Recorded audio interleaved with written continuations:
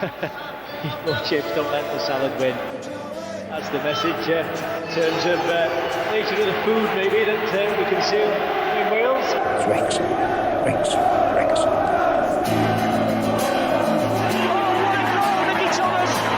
He's done it, the magic little man, Watkin. Oh, he scored!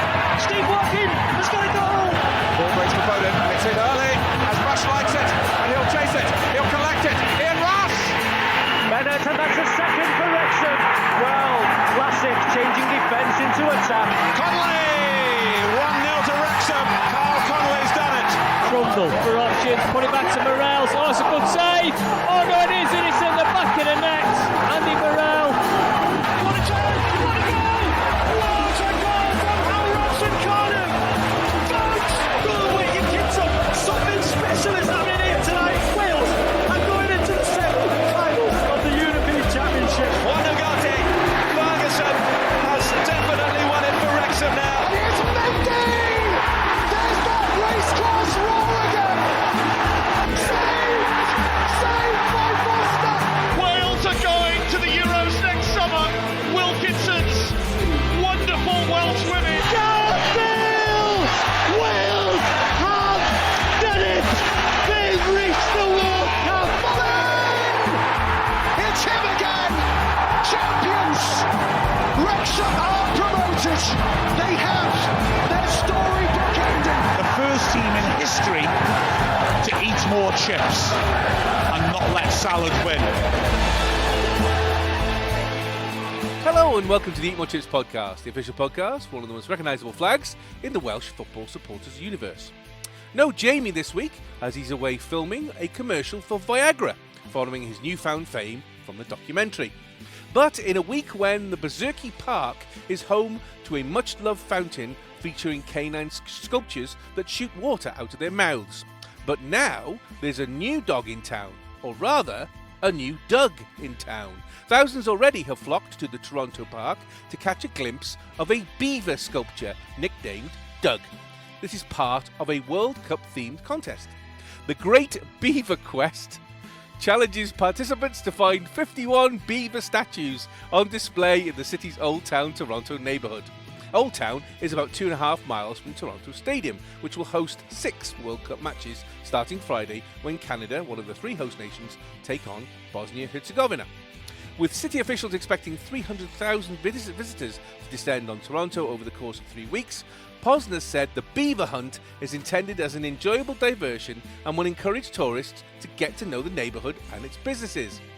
49 of the nearly 4 feet high resin fiberglass beavers represent the nations competing in the World Cup, including a pair for Canada, and the remaining 2 represent FIFA and all the nations combined.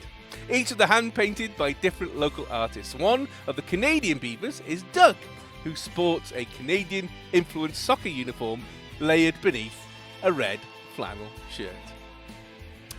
I said it before, I'll say it again. Sometimes these things just write themselves.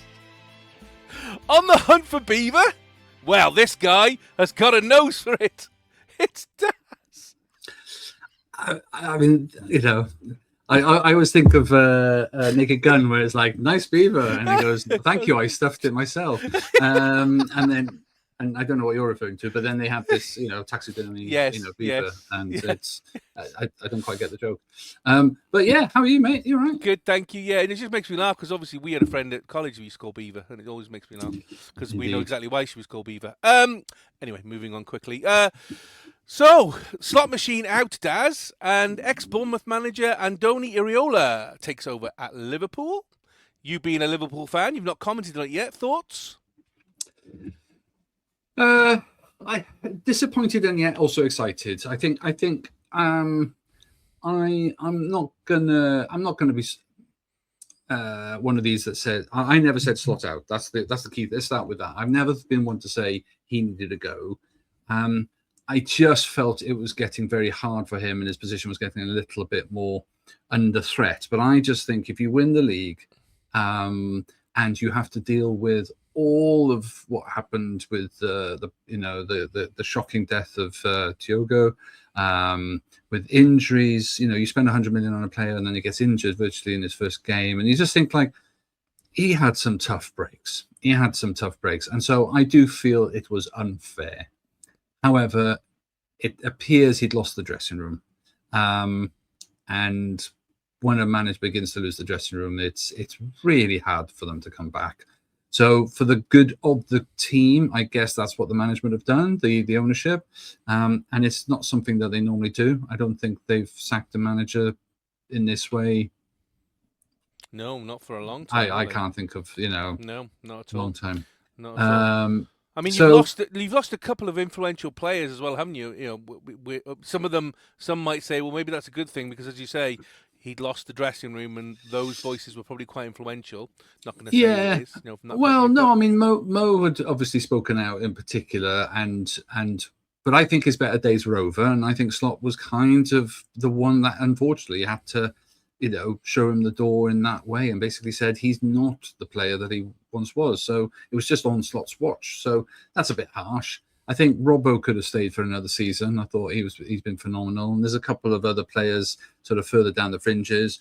But looking forward, to the next chapter, we've got an exciting young manager who I think is genuinely is a really exciting manager who likes to play an attacking type of football, which of course is synonymous with Liverpool's style. Can the current squad cope with the demands of the physicality that it's relentless? It's back to Klopp style rock and roll. It took them a couple of seasons to really get their head into it, although we managed to still do very well in Europe in his first seasons, and so but we got there. The team was built around certain players and won the league, arguably twice under a Klopp team. So, I think the style of football will make the fans positive, and I think he'll get, he'll get a good period of grace to make that adjustment, because there are a lot of players in that squad who won't cope. And we'll see what happens. There's some talk of some really exciting signings. There's even talk of Darwin Núñez coming back, which fan favorite, runs his socks off. And the fact that we sold him for 30-odd million, as my son reminded me, if we get him on a free, we get a player that we all love. He loves Liverpool. We love him. And we got 30 million in the deal. So, that's so there's potential ahead anyway. But I think to any Liverpool fan out there, I don't, I can't see him doing a slot and winning in the league in his first season. Mainly because I think Arsenal have probably got themselves quite solidified now, and they're not going to lose too many of their quality players. City may drop away now because they've lost Pep, and they're going to lose some of their they might have players. much bigger problems if what we think is coming with regards to the points push. They could be in the Championship next season, so I wouldn't worry about them, to be honest. And and then the big question is whether or not all those championships they won during that time will have an asterisk next to them for the record books. And they should, because they cheated to get them. So so they'll be next. If they say Southampton cheated to get where they wanted to, then that's definitely cheating, because you're getting which is weird, because I can't decide whether or not that's good, because Liverpool would win a lot more championships by now then, in which case and of course we would surpass and stretch our lead ahead of Man U, which is great, but it would actually give Arsenal a couple of championships as well. So just be magnanimous, Daz. Be magnanimous in victory. Whatever.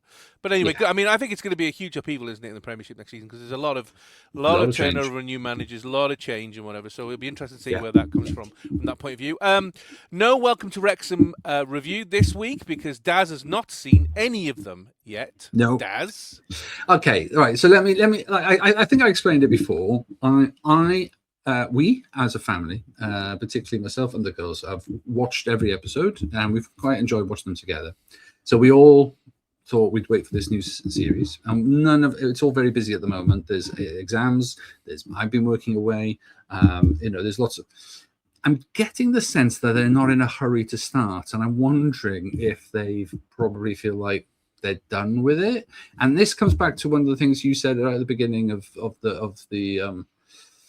this series, the reviewing this, is like, how many more series will they do, and how much legs has it got? Yeah. And so if my own household is the first example I've got right in front of me, I'm wondering if it's run its course. But it's might have been different if the results of the if the back-to-backs were to have happened, maybe. But I don't know. I haven't seen it. I'm looking forward to watch. Like you said, the Joey Jones one particularly. I'm particularly interested in, obviously, as a Liverpool legend as much as a Welsh legend. So, so there are some episodes, and apparently some appearance and some voices that may appear familiar to some of the listeners and viewers of this podcast. Yes, thanks for everybody messaging me on Friday morning saying, "Who's that big, fat, angry, sweaty lemon that's just appeared on my Disney Plus app?" Thanks for that. Cheers. Yes, I mean, yes. It's great. It's great that your broadcasting career, the way that this podcast has elevated you to a great status, and that you appear on Disney Plus's #1 show. Yeah, I'm now a pop-up. Probably isn't, but I'm now a pop-up, Daz. I'm a pop-up. That's what I am. I'm a pop-up that looks like a big banana with a avatar it up, mate. Put it all over your socials. Own it, mate. Own it. Go for it. I mean, I think Jamie's a little bit miffed because all they got of is him was swearing. We know that's what he's like anyway. But it sounds like a regular episode. I was going to say it's no different to that point of view. No, so we won't do Welcome to Wrexham. We will cover it when Jamie comes back, or maybe when Daz actually gets around to watching it. I might catch up. Yeah, he might catch up, absolutely. But obviously, whilst we're recording this World Cup, the World Cup starts tonight. Mexico versus South Africa.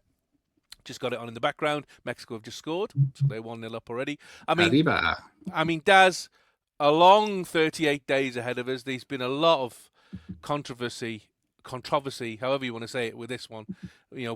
Before a ball has even been kicked. Never mind all the VAR stuff that's going to be coming and everything else, the new rules, whatever. But watch the Azteca Stadium. For me, and I know this is probably controversial, and some might say, no. For me, the greatest football stadium in the world, the Azteca, because of its size, its majesty, its history, everything else. It's on the list. It's on the list. I mean, you're going to say probably what, Bernabeu? Well, Camp Nou, Bernabeu, but then you've also got Park Avenue. Yeah. Well, you don't want to play there on a cold Tuesday night, I tell you. No, and what you call it in Brazil, the Maracana.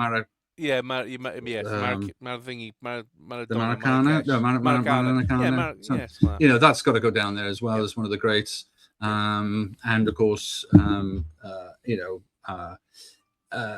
I think the idea of great stadiums is about atmosphere. I think the idea is that can you get your fans close to the playing fields and stuff, and some grounds aren't as good at that. If you think of the Olympic Stadium that you'll be visiting soon, is one of those perfect examples where it doesn't work. Whereas some great stadiums, but they need to be full, and this is where this World Cup is in danger of falling down at the first hurdle, not even selling the tickets. Yeah, absolutely. So there's been some major issues in there. I mean, I was saying today to my beautiful wife, actually, I'm quite glad that Cymru didn't get in this one.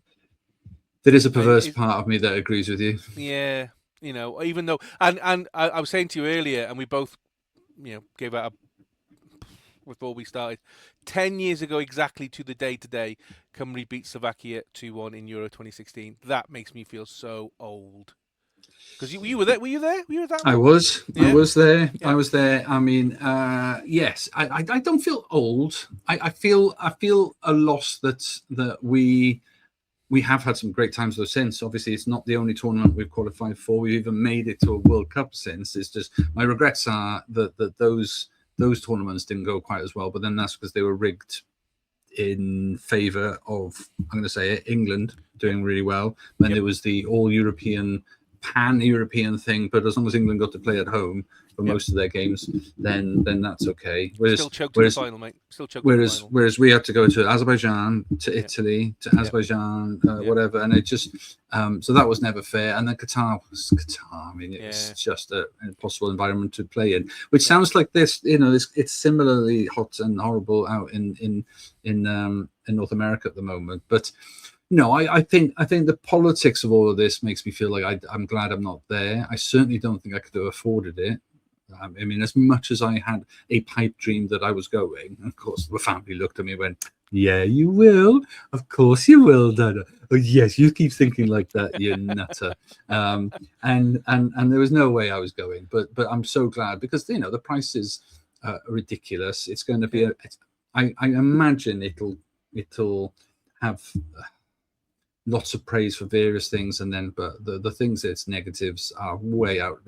Just simple things like certain players and certain teams and certain and a ref who can't even get into the country because of visa issues. I mean, can I just say that I heard earlier that UEFA have absolutely stuck one up to FIFA by inviting him to come and referee the Super Cup for UEFA. Now, no non-European ref, I think, has ever refed one of our major tournaments. So straight away they've gone to FIFA and gone, we'll show have you. him. We'll have him. Thanks very much. I mean, it still doesn't.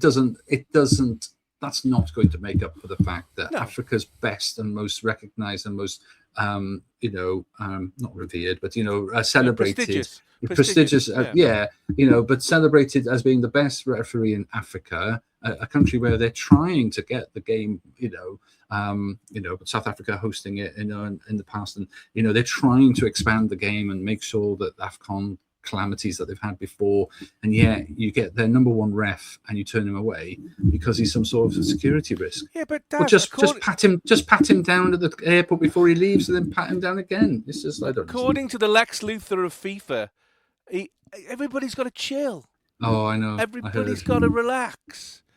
You try saying that to the Scotland fans who had their Esters cancelled at the last minute and now have lost thousands and thousands of pounds for no reason whatsoever. Yeah. You try telling them to chill and relax.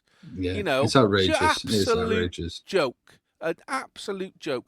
And as again, my wife said to me earlier on, she said, "I don't get it. This should be the greatest World Cup ever." Because of the resources, because of the coverage, because of the facilities, because of the countries, should be the greatest one ever. Why isn't it? Yeah. It's just such a missed opportunity for me. It is. But I also think the idea of playing over three countries, I think that's okay if they're or Yugoslavian or something, where the footprint is really small. Not that would ever happen, just to say. I'm fairly certain that war has meant, though, that likelihood is not going to happen. But the idea of going from Vancouver to Mexico, to Seattle as Texas, destinations, New York, Los Angeles, each. Because I was listening to the radio this morning about a Scotsman who lives in LA, and of course he's off to the game. But it's not down the road. He's got to go halfway across America, which is a very big country, to go and watch his team in the country he's living in. I mean, it's just bizarre. Listen, mate, I'll gladly give this one a miss as Cymru. We'll be hosts for the next Euros, and then the next World Cup is Portugal-Morocco, which is much nicer. It's on our timeline. It's a beautiful, hot country. We'll have that one. Yeah, much rather. I mean, I'm still amazed that since it was hosted by England, obviously in that year of '66, that Mexico have hosted the World Cup 3 times, and the United States have hosted it twice in the time it's taken for it to come back to British shores. And we've got all the best stadiums, or amongst some of the best stadiums in the world. So I do find it odd that there aren't countries that are willing to host it all within one country. And even the version of the Euros that we're doing, which is it's not that difficult to get from Scotland to Cardiff. You know what I mean? FIFA doesn't like the United Kingdom. They don't like us. It's a fact. They don't. UEFA do. That's why we get the Euros on a semi-regular basis. But FIFA don't like us. Yeah. Ever since that step ladder. Exactly. Yeah, exactly. Yeah. Anyway, I'm going to enjoy. Well, I mean, whatever happens, it's great. It's going to be football at 3:00 in the morning. I was going to say, are there enough games for you? I mean, I think there's only 104. I think there's only there might 104. just be enough. Yeah, I think there might just be It's an enough. obscene amount. I do think, though, when we were looking at the countries, we were doing our usual conversation about the games and the teams and sweepstakes and all conversations like that. And my other half was just saying, I don't know who is that, and looking at some of the initials, and obviously Cape Verde, Cote d'Ivoire, these are, Curacao, and she was going like, where are these places, and it's in many ways I'm really excited for those minnows to get their time in the light. Well, Curacao has only got a population of 145,000. Yeah, I think Merthyr Tydfil's got more people in it. I mean, it's I just hope, and in the one hand I'm waving the banner of Curacao with lovely stars and blue banner flag and stuff. I've done my research, but yet I hope they don't get the droppings that they are almost certain. No. I think there's going to be a 10-0 in there somewhere. No, let's hope not. Let's hope not, because it's great. It's great. If it was me, I'd chuck out England and I'd just put in loads of teams like Papua New Guinea and people, because that would be much more fun. Who wants to watch England? Nobody wants to watch England. I didn't even watch them last night when they played their friendly. I didn't watch it because I watched we realized it was late kicking off, so we watched the build up, and of course they showed highlights of the last year's final, which I forgot how brilliant it was. What a phenomenal World Cup final it was last year, and Messi and getting his reward, his like godly status. But and then when the game started, we switched it off. But apparently they did play well, and they are one team to be fearful of, because I think he is managing with proper. He's using stats rather than favoritism, which is been great. I dread. Come on, then, give us your. Who is it? Who's going to win it? Who's going to lift that golden ball? I haven't actually given that any thought. I mean, the obvious ones for me are going to be Spain, France.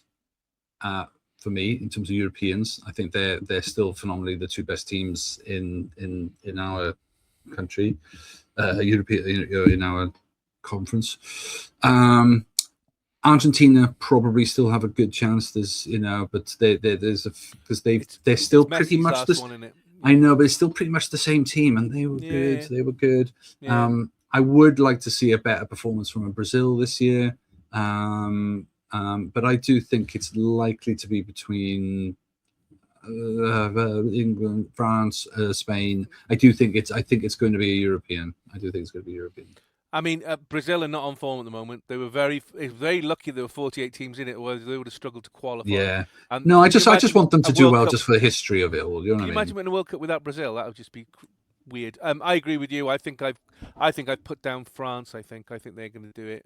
Sadly, I'd like it not to be France. But, ironically, I'd like something like Germany to come back, because and this is ridiculous, because there were times, weren't there, in the 90s where we were just going, oh, not Germany again, please. Yeah. But actually, I'd like to see them come back to resurgence. Dark horses?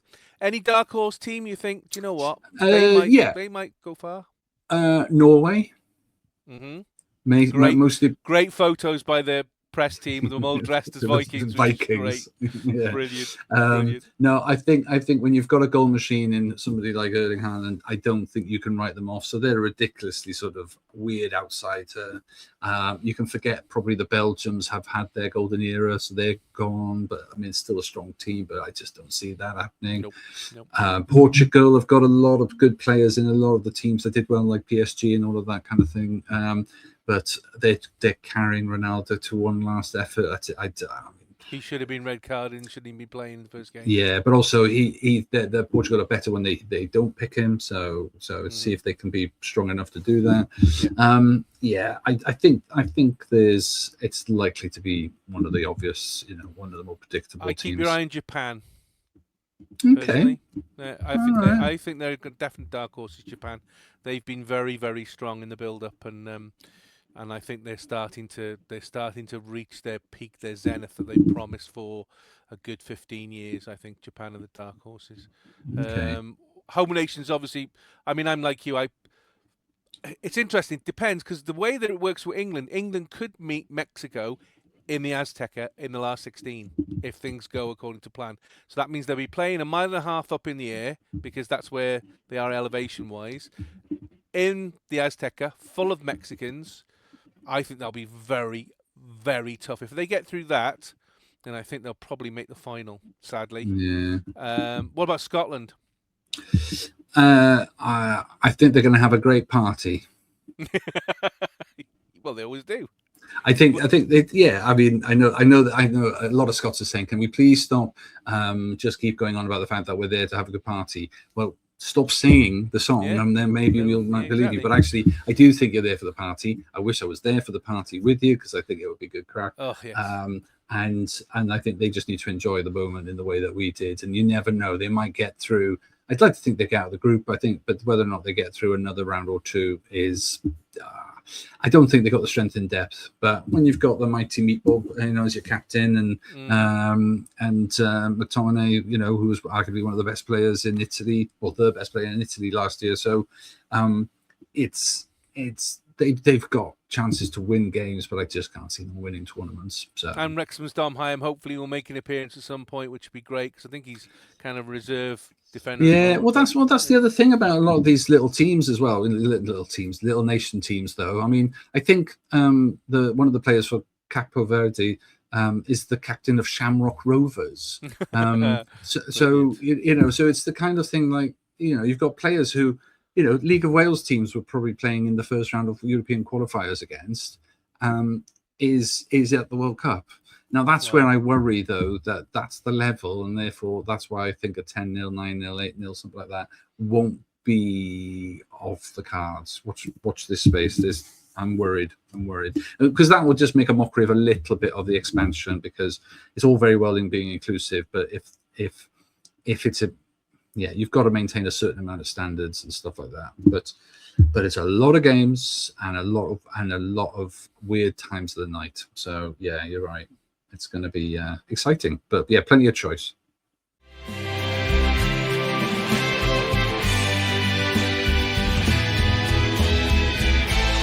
So we had international games last week while everybody else was on their way getting turned away from the American borders. First up, Cymru men were in Romania for a friendly. And we went to type, sadly. Let's look at the lineup first of all, Daz. 5 changes from the 1-1 draw with Ghana. Danny Ward in goal for Carl Darlow. Nico Williams, Joe Roden, Ethan Ampadu. Kai Andrews making his starting debut in for Dylan Lawler. Brennan Johnson in for Jay De Silva. Kiefer Moore, Rhys Norrington-Davis in for Sober Thomas. Dan James, Josh Sheehan and Nathan Broadhead in for David Brooks. And this is the first time 3 Wrexham players have been in a national matchday squad for 20 years, since 2006. So that's a nice little Wrexham tidbit there. I mean, again, we said it last week. Obviously, you were away working. It'll be interesting to get your side. We basically said, why on earth are we playing this? We got nothing to play for. They've got nothing to play for. Nobody really wants to play this game. Everybody should be on holiday. I mean, there's a little bit of experimentation in there for Bellamy. Do you think that's what he was trying to do? To try and just kind of blood up some players and give some players some caps? Yeah. There's a fair amount of that. I mean, obviously, Kai Andrews, getting Rhys Norrington-Davis back. They've not had the game time. Obviously, Danny Ward. That was great to see in many ways. So I get it, and I get your point about nobody wants to play it. But I think the even the team he chose, as much as there was some changes, there was still a decent side. When you think of Nico and Ethan Ampadu and Joe Roden, those are our starting players. So he didn't take it lightly, and I do think they tried to go for the win because I think it's about also preparing the guys. I feel for managers, international managers. Bellamy said this many a time. It's just that you don't get the players for very long. So if you don't get them for very long at the time when it's more competitive, then you don't have all the time in the world to develop ideas, but develop sort of. And I appreciate that doing it now, there is a long wait then until the next round of qualifiers. And so it's it's is it worth it? Is it gonna last in the memory? Are they gonna? But I just think like you just don't get enough time in an international weekend to do anything more. So you should use this. You should use this to experiment. You should use this to try and impress your manager and to keep yourself. And I do think Bellamy's really good at this. Is that no one player is a given in the starting 11. And I just think that well maybe Wilson. I think Harry Wilson's probably the only absolute starting 11 that we know for sure. Every other player probably is interchangeable somewhere along the line. So I think it's really important for you to try and turn up and react and act out the wishes of the management and the playing staff, the coaching staff.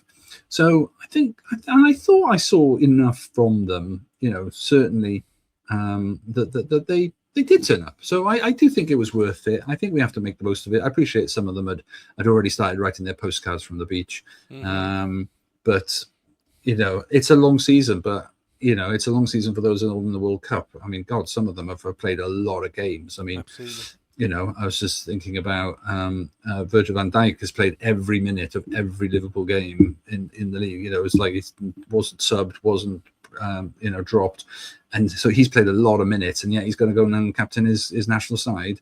There's a lot of tired players out there. So the least you can do for 2 more games is put in a shift, wear the badge of pride, and hopefully impress.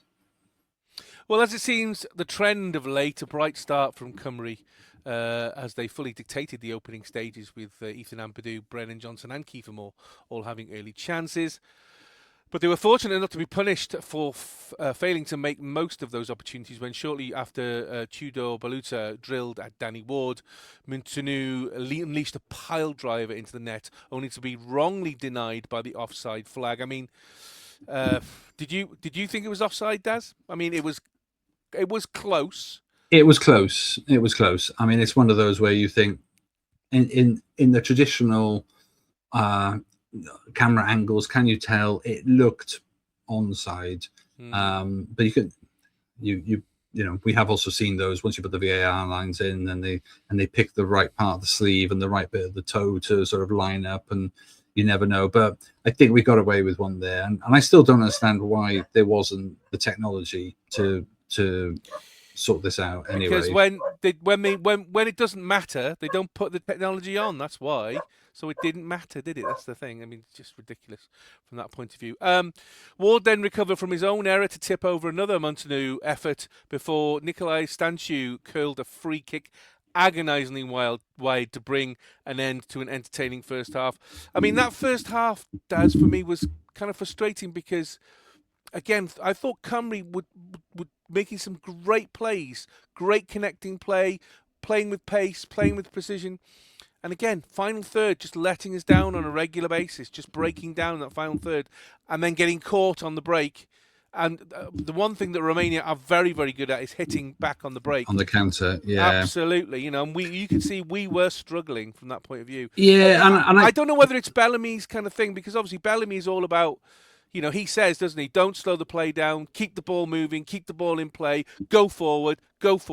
But I think now that's starting to be a sacrifice where we're starting to now lose coherence at the back. I mean, is that something you see, or is that just me?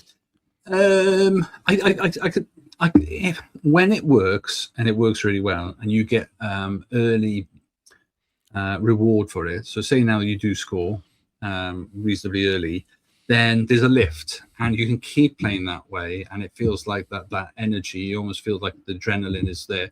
But when the progress isn't being made, it's really hard to keep that level of intensity up, especially the end of a tiring season, weather conditions, whatever that might be. You've got to try and do your best, but you've all got to do it together, and all it takes is one small gap, one small sort of breakup in that play. I mean, I don't think we were playing badly. Like you said, there were some good intricate passes. They felt, a certain amount of confidence on the ball. I mean, Romania also let them have it, which is something that, for years we were the team that were always defense. And then recently, we've become that passing team that can hold on to the ball and get the stats up, but it is those breakaway goals that we keep getting caught out by. And I suppose that's the high risk, high reward, but the risk is definitely still there. And if you've not got players that play together all the time, hold that line, everybody fit, there are risks involved, and I think that got exposed a little bit. But we could do without mistakes as well. So loose passes, I think we've been guilty of that. Both we saw a bit of that Ghana as well as against Romania. So we have to be more assured, and that goes from the goalkeeper, because I think Darlow was guilty last time around. Ward had his moments, right through to then when you've got the ball up front, you've got to hold on to it. You've got to make sure you bring players into the game. Now, Kiefer, we know what you can do. We know what you can do. He does it for you guys as well now. I think that's a particular style of play that works against certain teams, and it's okay, but you have to have the other players coming into play. You have to bring them into play. You have to have those overlaps, and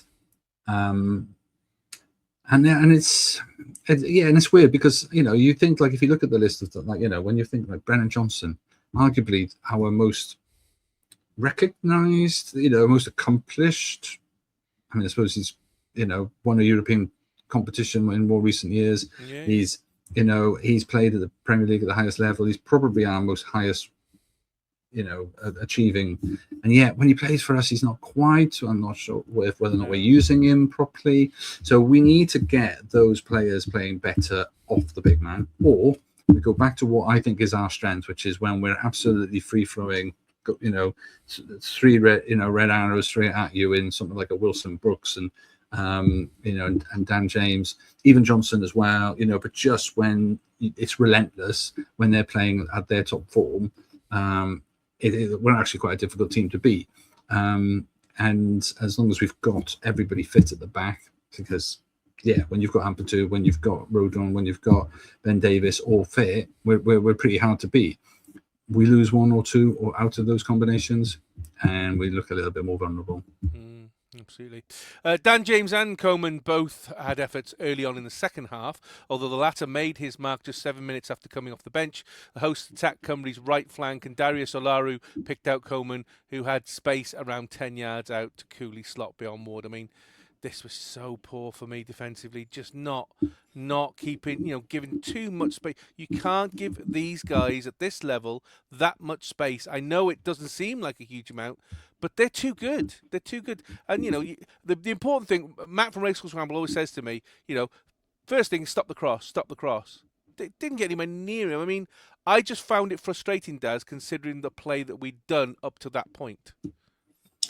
Yeah, but without repeating, I do wonder if fatigue has started to kick. That's when you're trying to do that blocking, you've got to do it as a team. You leave one gap, one bit of space, and then quality players, even if they're tired, can still get some good shots away. I mean, it was a bit of a sucker blow to take at that point as well. I still felt like we were playing really well.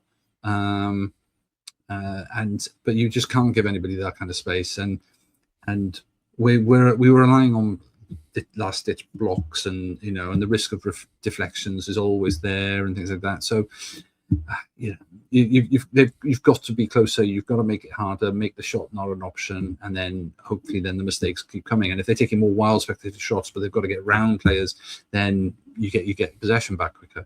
But I just felt that it wasn't as cohesive at that point. Generally, they did really well, because I think both teams could have scored a lot more goals. Yeah. No. I mean, you look at the stats there. They all had 22 and 20 shots, 9 and 8 on target. I mean, we weren't worried about peppering the goal at all.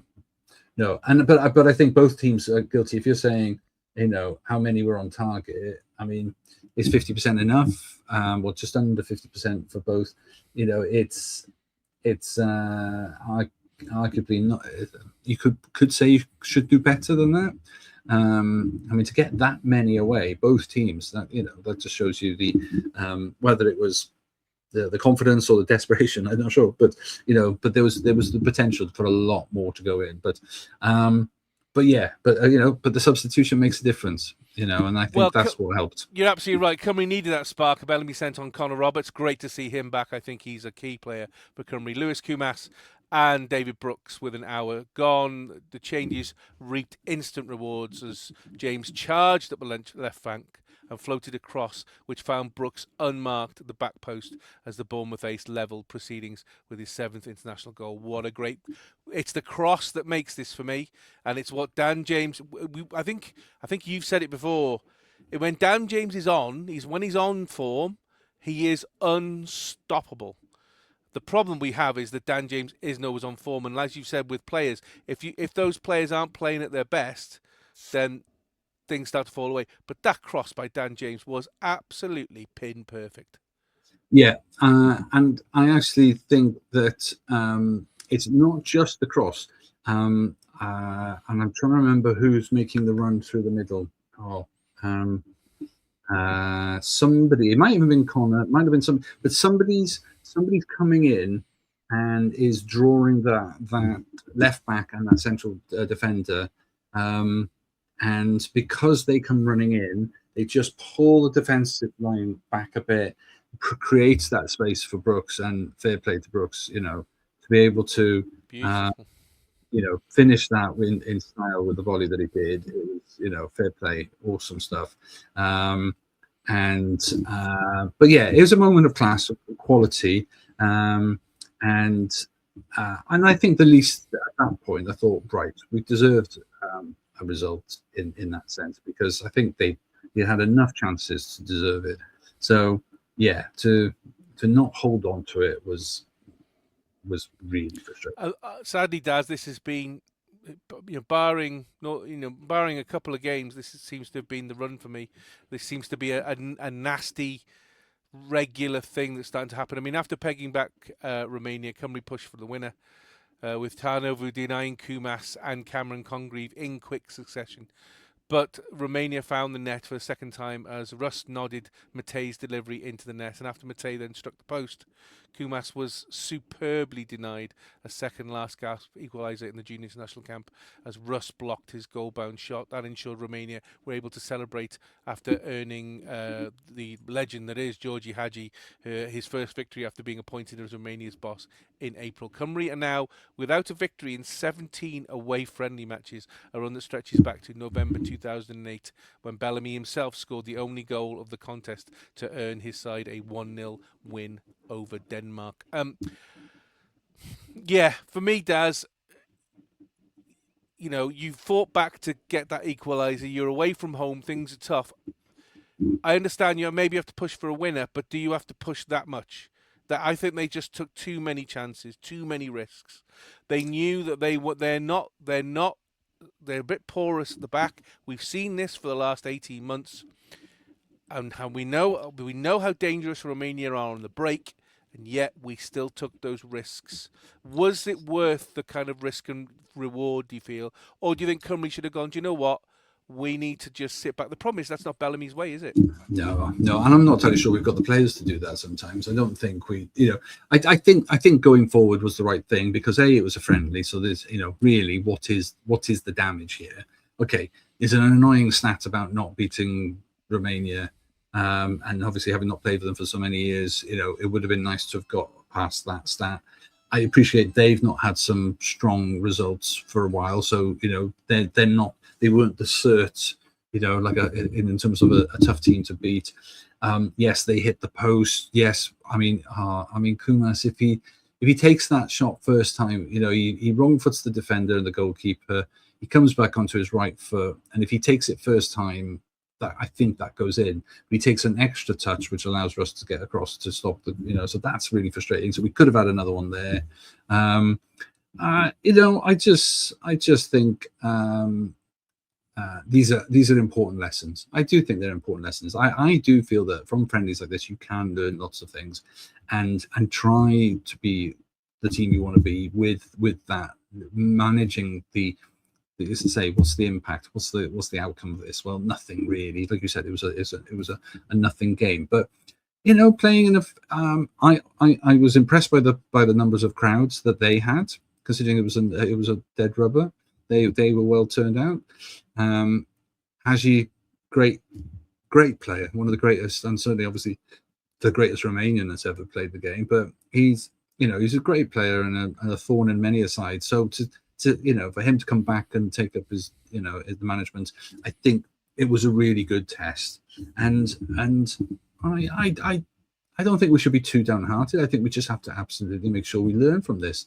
But I do think it shows that when we've got our first team out, we are really, really strong. We lose a couple of players, we then begin to be a little bit fragile. And I think we've been, we can be caught out, and we can be lucky at times to get away with stuff. But we've got to try some of these new players. We've got to try some. I thought Kai Andrews had a great performance.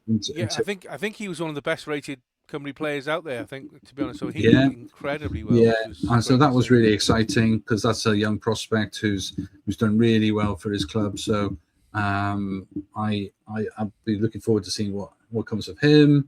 And that was without an influential Wilson, without influential Ben Davis. Ben Davis, thank you.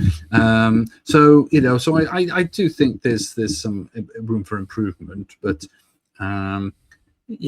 it's frustrating when we get into those positions, we let it happen. But I think as a squad, they've got to learn, they've got to experience this, and so I'd rather lose a friendly like this in this way than it be a qualifier. So let's just take it as a lesson learned. It's true. I mean, we'll do a review of Cymru men in a couple of weeks to look back at the last sort of 12 months. But this year's results so far: lost to Bosnia on penalties, drew with Northern Ireland in a nothing game, drew 1-1 with Ghana, lost to Romania. So no victories at all in 4 games. I know you're shaking your head, but let me just finish. Our next game now is away versus Portugal in League A of the Nations League. Form is everything. You know this. Form is everything. Are we in danger of doing the same as we did when we qualified for the 2020 World Cup, by going into a Nations League A campaign and basically absolutely crumbling in the group stage? No, I'm confident that's not going to happen. I don't think Bellamy will let it happen. I think the motivation of what's at stake in terms of it's the beginning of the journey of getting to the Euros, home Euros. I don't think so. I think when we get all the players back, I think some of these youngsters that have come through have really proven themselves this year. So I think we need to make sure that, and I don't think Bellamy will let them. I just think the youngsters will thrive in this environment, even with a defeat. Like you said, Kai Andrews, such a good performance, but we had some other what do you call it? Debuts in the previous games and stuff.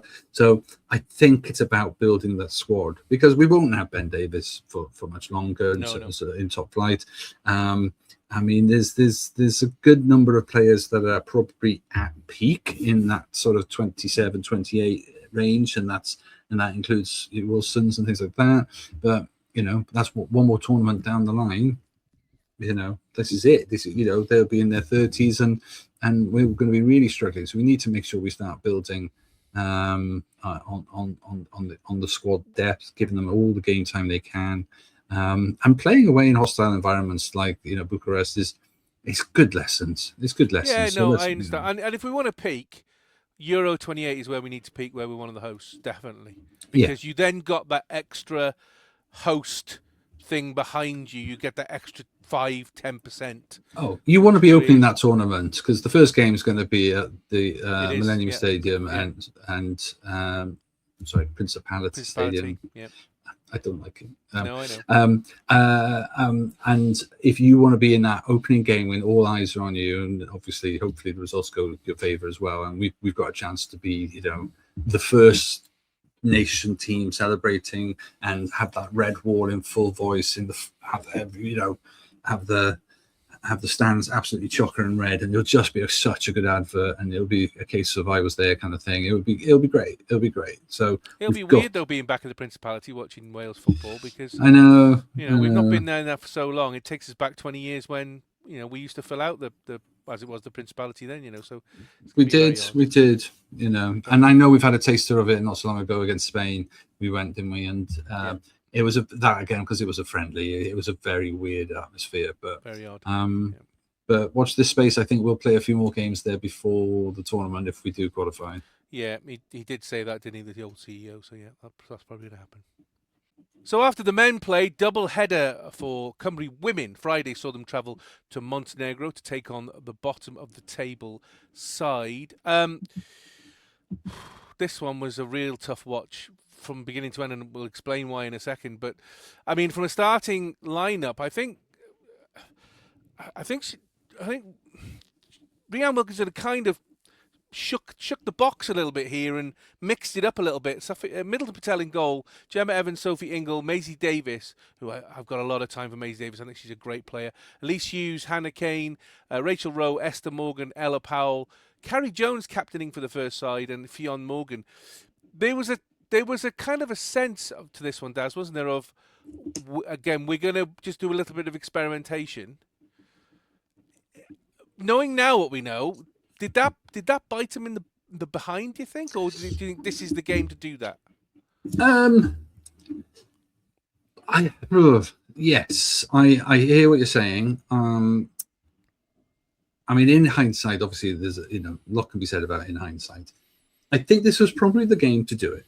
I don't think there was anything wrong in trying to be a bit more experimental, giving some players some valuable game time and different combinations of players the game's time. It's not the case that some of these players haven't played. They just may not have played as part of those partnerships. And you know what? I think there's something healthy about that. Again, friendlies is usually the time you would do that, where there's no risk. But I suppose if you're not got a friendly coming up, the next no risk or low risk game you can do it in is probably against one of the weakest teams in the group. So and having had such a thumping victory against them previously, you would be forgiven seeing that lineup before kickoff. That it should still be okay. It should still be okay, because they say it's not all youth. There's some serious caps in there, but they were being used in a slightly different way, in a different sort of formation. And I do wonder if that message was relayed and reiterated by the fact that if you choose a team in this way and the tactics were different, and that the management was so confident, the players felt clearly confident and got complacent, got a bit too comfortable, because yes, this should have been, I think I remember saying in my prediction to you last week, it could be and should be about goal difference, this group. And so to go in, I don't think it's disrespectful, because I still think you can't say Gemma Evans, Sophie Ingle, Elise Hughes, that's not being disrespectful, putting some of your best players that you've got. But it was just the nature of the team, shuffling it about, like you said, rather than necessarily going completely novice, putting the youngsters out, putting the second string out. So, and I hope from it she learned a lot. Wilco is an astute tactician. I think she's really good at getting the best out of her players, and so trying to play different formations, you can't be sure how well they go until you try them. So could benefit us in the long run. I think the first thing that she learnt was how it can all go wrong, and even as a manager, you don't get the perks. The trip started badly before even the ball was kicked. Wilkinson's squad took off from Cardiff Airport at 4:30 p.m. BST on Wednesday, but they had been due to arrive in Montenegro around 3 hours later. However, they were unable to land at Podgorica due to electrical storms around the Montenegrin capital, and eventually diverted to the Italian port of Brindisi. After more than 3 hours on the tarmac in southern Italy, during which Cymru had hoped weather conditions would ease, the decision was taken to stay in Brindisi on Wednesday night. That left FAW officials scrambling to secure hotel rooms for the travelling party, as well as trying to arrange travel plans for Thursday. Cymru were able to find accommodation for their players, but a shortage of hotel options meant Wilkinson and some of the members of her backroom staff remained in the airport waiting area throughout the night. They eventually arrived on Thursday, but were unable to train at the ground itself, a usual session on every away game. I mean, that can't have helped. I mean, there's nothing you can do about the weather. No. But that upsets your preparation, particularly when your manager has to sleep in the airport. And we've both done that. It's not fun at all. No. But I mean, there's that's leadership for you, isn't it? You make sure that the players at least got the rest that they needed. Travel is no fun at the best of times. It can be, I know you're sat there doing very little, but it's exhausting when you're traveling in this way. So it all adds up and puts fatigue on your body. So there is an element of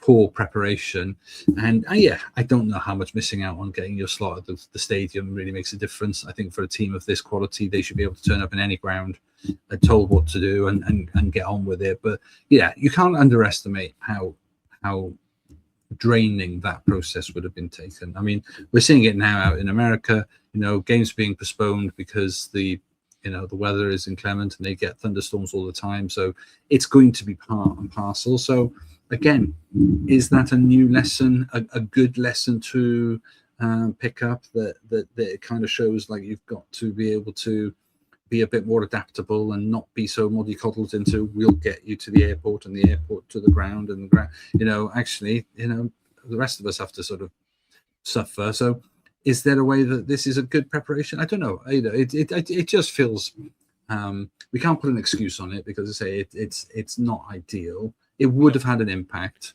but I don't think it's the reason why they've dropped down in quality of say up to the value of 4 goals. So I don't think that's what's happened there. Well, captain for the first time, as I said, by Carrie Jones, Cymru had demolished Montenegro early in the campaign, scoring 5 goals before half-time, as Montenegro played a high line and were repeatedly sliced apart.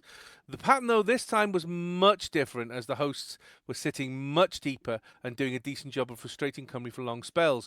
The 1 goal Cymru did manage came thanks to a penalty decision, with Ella Powell tumbling to the ground after a challenge from Katrina Kadovic, and referee Henrika Nervik pointing to the spot. Hannah Kane finished confidently stroking the ball right as Kalak edged left to claim her 7th goal in the past 6 international appearances. This was a soft penalty for me. After we got away with that offside in the Romania game, definitely got away when we're here, because I didn't think that was a penalty at all. You see them given. So I'm not surprised it was given. Whether or not it was, against the run of play or I think you have to put yourself in that position. They put themselves in the right part of the pitch, so they asked the question of the Montenegro defense, and you can invite it. You can invite that kind of touch. Whether or not she goes down too easy, whether or not, I certainly don't think it's a dive. But it's a modern game, isn't it? I mean, I'd be livid, of course, if it went against us. Of course, absolutely. Don't get me wrong. Yes. But it is modern game. Definitely.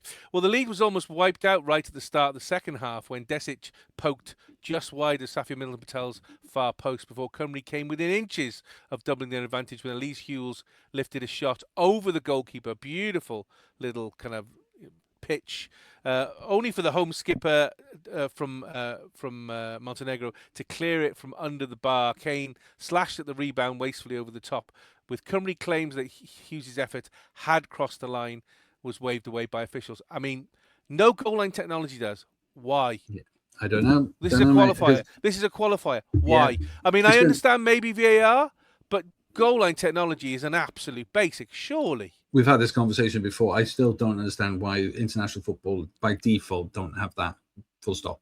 Because it doesn't feel like it's a difficult thing to install. No. Even temporarily. But most games, top flight like this, goal line technology is the one thing that we've all come to terms with very quickly and very effectively as a reliable bit of technology, and it beggars a belief, really. But they didn't have it. They couldn't give it. Was it over though for you? Was it over? I mean, it did look like it to me. It did look like it to me, but that's why you need the technology. Yeah, that's why you need the technology to absolutely. Because I'm biased, but the angles that we've seen, it does seem to suggest it has gone over. Yeah. But no, I'd agree. I think it went over, but we'll never know. Anyway, even so, one goal looked like being enough for Cymru until Woodham's error allowed Desic to centre the ball, and Djokovic converted as Esther Morgan could not clear. Cymru's attempts to conjure a late response came to nothing in what was ultimately a display to match their painful journey to Montenegro. A shock result, but fortunately Czechia were also held to a draw at home to Albania, so now Cymru just needed to win the last game to top the group. This was the problem for me. So first of all, their goal, awful defending. The 9-year-olds I've seen defend better. I just thought it was awful. And there seemed to be I don't know about you, what you felt, Daz, but there seemed to be a feeling of, for the last 20 minutes, we just have to stroll around and we'll be fine here. There was no urgency. The amount of times I was getting so annoyed where there was only one Cymru player in the box when we were coming down the wings, and everybody else was just ambling forward. Why weren't we rushing into the box? Why weren't we pushing? And this was obviously before Montenegro scored. I mean, afterwards they were trying, but then it was too late. The damage was done. I mean, did you find it? There just seemed to be a bit of complacency, a bit of, and it's interesting, obviously, because Brian Wilkinson said at the end, sometimes the players think they're better than they are. I think that's a damning statement to come from your manager, isn't it? Well, I understand what she's saying, because I think we have to be realistic that we're not a team of Gareth Bales, Jess Fishlocks, whatever we want to call it. So there's an element of the sum of the parts, which is what we've always been good at, and this particular team have been successful because of the sum of their parts. They're not necessarily a bunch of out and out world class players playing top flight or European football, world football, whatever. So I do think there's an element of a reality check, and I'm sure she would have said that and explained it. I do sense that she's a good manager in that sense. I think she has good people skills in some of the things she said, but she's honest as well, though. Every interview I've seen her give, it's been honest. So yes, the idea that you can see a game out 1-0 is always a risk, no matter which team you are. There's always a risk. I'm sure the Czechs thought the same thing against Albania. That for me is just as much a shock. So we obviously, like you said, we got away with it there, and so they've been rattled, we've been rattled. So that's actually a bit of a wake up call for both teams, which was a bit healthy, I think. No, but I think it got a bit complacent. Can't decide whether or not the fatigue and the travel and everything began to kick in by that point. But you're right. The amount of forward attacking, stopping, Woodham is pretty much in a safe spot.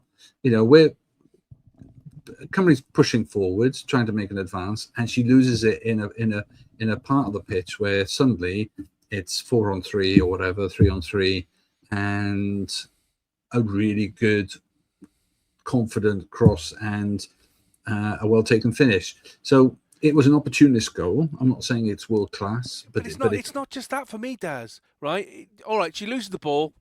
That happens, right? But the cross, it doesn't sting across. It beats the keeper. The keeper doesn't go anywhere near it. Elise Hughes doesn't even clock Djokovic coming in. She's belting in behind her. Doesn't even clock. Doesn't even try and stop the cross. Just stands there. as if it's the most natural thing in the world, to make it so easy for Djokovic to go, there you go, thank you very much. I just thinking, why aren't the, because we've seen defensive lapses for Cymru women previously. And we'd hoped that over time they'd started to sort this out, and they had. Certainly from a point of crosses, it used to be last year that crosses were, the bane of our lives, where we couldn't, a cross came in and it would end up in a goal. But it just felt to me that there was just such a lack of spatial awareness and not tracking players, not tracking opposition players, standing still. I just think at this level you can't do that, and we've been caught by this before. Yeah, and I think it's an important thing we need to learn. Surely. Yeah, no, I think there's different moments though. I think this one was because everyone had begun to move into their attacking positions. It when you're in defence, you get into a certain type of position and relation to your fellow player. When you go into attack, you move into these other positions, and because everybody had started moving, some weren't even looking at the ball, because you don't constantly look at the one player with the ball. Sometimes you're looking for your opponent, and I think a whole bunch of them had started moving so far forward that they just didn't expect to lose it in that position. And then when that ball is lost, Montenegro genuinely saw their one moment and flew at it. And I just think the Welsh team were just caught off guard and didn't know what to do in that moment, because they weren't looking, they weren't seeing, they hadn't seen where everybody was, because in theory you don't need to at that point, because it came from a mistake that turned the table too quickly. And okay, they try to react, but when you've got players coming from a little bit deeper and they're all running at goal, it is hard to keep track of them. And she nearly got there to stop the block at the end, to stop the goal going in. But it was a well taken finish in the end. But I just think it's about a momentum shift. So when your team is moving in one way and suddenly you have to completely reverse it. Whereas Montenegro have been defending and we're waiting for this moment. I do think you're right, there is complacency in it, but I also think there was whether it was complacency or whether it was tired, lack of cohesion, whatever, I don't know. I think their heads were slightly gone already by the fact that they couldn't believe that they were still only 1-0 ahead. The fact that they should be doing better. Whether or not it was because of the travel, whether it was not because of the environment they were in, I don't know. But I do think that transition completely caught them off guard. And again, I'm glad that it happened. I'm glad it happened on that game, so that at least it gave them the opportunity to look more positively moving forward, and hopefully address a few of those problems, which I think they did. Let's be honest. I think they did. I think they did respond to some of the things they've learned on that game. Certainly appeared that in the next game. Well, Cymru managed to fly back okay to the capital, thankfully, to meet Czechia on Tuesday at the Cardiff City Stadium, knowing that a win would top the group.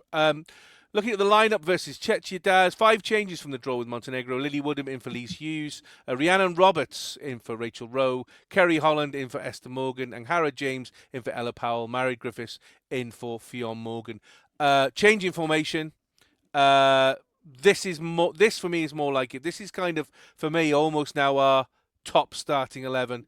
You knew now that she meant business. She's obviously got some sleep that wasn't on a stone floor in an airport lounge. Top starting 11 for me. This. Yeah, it's definitely, I think you can see what they were doing in terms of trying out new things. There was no trying out anything particularly. This was managing that risk. But I think because they've given everybody a run out, hopefully not everybody was too tired. So I do think that being at home makes a huge difference. I was gutted not to make it. I mean, I was traveling back from London. I ended up finishing early, and had I known, I might have been able to have made it back in time. But hey, would have been nice to have been there. But it was good that the crowd was up for it. Being in the home ground makes a difference. But I think when you've got near enough your stronger starting 11, I think you can clearly see that what Wilco have been doing in terms of preparation was keeping everybody as safe and as secure and as prepared as possible for the game that mattered, because we knew that this one would be even if we'd won against Montenegro and Czech had lost, there still wasn't a guarantee that we were through. So there had to be a result. The fact that those draws previously meant we still had to win and a draw was no good was probably a good thing. Kind of channeled, focused the mind into what kind of a team we needed to put out. A good, strong, attacking, forward-thinking team. And I think that's what she named in that first starting 11. Sadly, though, the early enthusiasm burst quite quickly after Cymru made a really poor start as goalkeeper Lukasova's long ball forward sailed over the centre-back Maisie Davis's head and opened the home side up. After Evans and Rhiannon Roberts failed in their attempts to plug the gap at the heart of the Cymru rearguard, Kyriova accepted the invitation to sweep the ball beyond the helpless Safia Middleton Patel and gave the Czechs a 5th-minute lead. I mean, this was properly Route 1, old-school football. But the fact that 3 defenders, one went over the top, the other 2 tripped over each other pretty much rather than get the ball. Again, and I know you're going to say, because you are glass half full and you're very nice and I'm not. But, again, these are defensive frailties that I see in Cymru Women a lot. And I've seen them over the last 18 months a lot. And it's you're kind of thinking, well, when are we going to learn from these kind of things, these kind of issues? Yeah. I mean, if the play is good, don't get me wrong, long ball, really well played, by Kyriova to get the ball, but the ball was away from her and there was a chance for 2 defenders to clear it. And instead they tripped over each other rather than having the organisation say, right, it's yours. And I'm going to back you up by shielding the ball, trying to push Kyriova away to give you a bit of space. No. They both panicked and both went for the ball and both tripped over each other. And that for me is kind of, well, surely you must, I know you're going to say, well, you don't have a lot of time with the players. Yes, I get that. But there needs to be some, because I've seen this too many times, Daz. Is it not a problem? I think you're being harsh. I do think you're being harsh. Okay. I can't remember which of the 2. That's why you're the good cop, Daz. And I'm the bad cop. No. I think 2 of them are going for it. But one of them makes the decision to play the ball and misses. So again, I think it's a simple mistake. You've got to question whether or not a player of this international standard should be missing the ball in that way. Literally, skies completely misses the ball.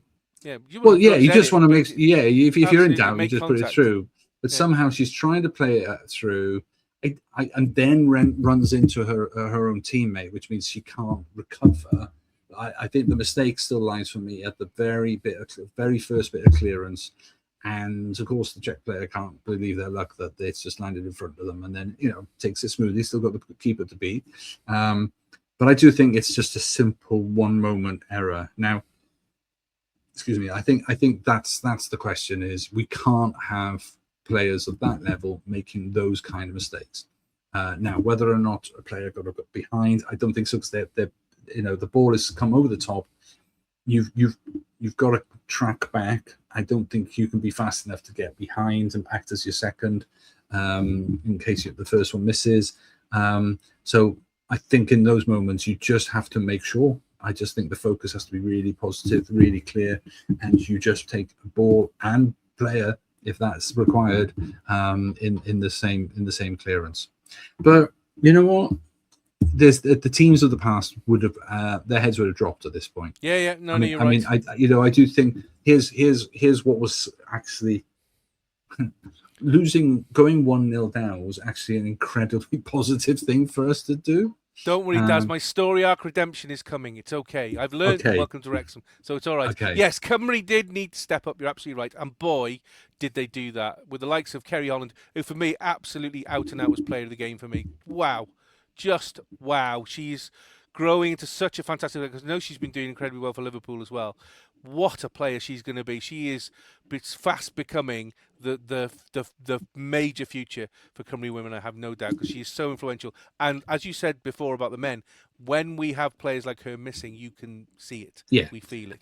And also she can play in multiple positions. Absolutely. That's how talented she is. And Absolutely. so when we're losing, when we don't have her in that, usually on that left or the right wing, because she's so versatile, but playing on the wings, on the flanks, getting those overlaps, but tenacious in tackles, we miss it. But she can go to a very simple left back, right back, but we miss that attacking threat. But she can cover all sorts of roles. So absolutely crucial. Well, with Kerry Holland and Gemma Evans producing standout performances as Cymru produced their most impressive performance of this campaign, without a shadow of a doubt. Cymru swiftly levelled as Sophie Ingalls squared for the unmarked Lily Woodham in the box to mark her 50th cap with a sharp finish from 15 yards. Again, you might criticise the defence here from Czechia because it was a little bit sloppy, didn't stop the cross. But it was a great cross, great weighted, absolutely in that, what they call that, as we know with the term I love, corridor of uncertainty. But Lily Woodham, absolutely on the back stick, unmarked, cool as you like, because it's very easy with the bobble of the ball and everything else to go underneath it and lift it high or push it wide, as we've seen before. But no, she just slots it in with all the coolness of a refrigerator. Brilliant. Yeah, I do. You're right. I think the Czechs, they narrowed. The right back comes right into the centre. The centre. I mean, there was 3 of them literally around the penalty spot, almost drawn to the ball. And I think this is where Ingalls' sort of savviness, the experience, rather than having a pop.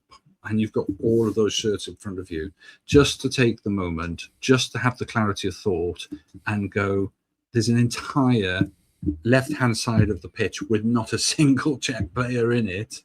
And you've got one Lily Woodham. I mean, you just know if you set that up perfectly, then that's going in. And we've seen Lily score before and some really good finishing. And for her to take that so calmly on her 50th as well. Yeah. I think the Czech player scored on it. It was her 50th cap as well. I think so. Yes, well. I believe it was. So it was quite the occasion in that sense. I mean, Cymru had the better of it from that point, although the Czechs almost regained the lead just before the break when Kotrikova's shot struck the post.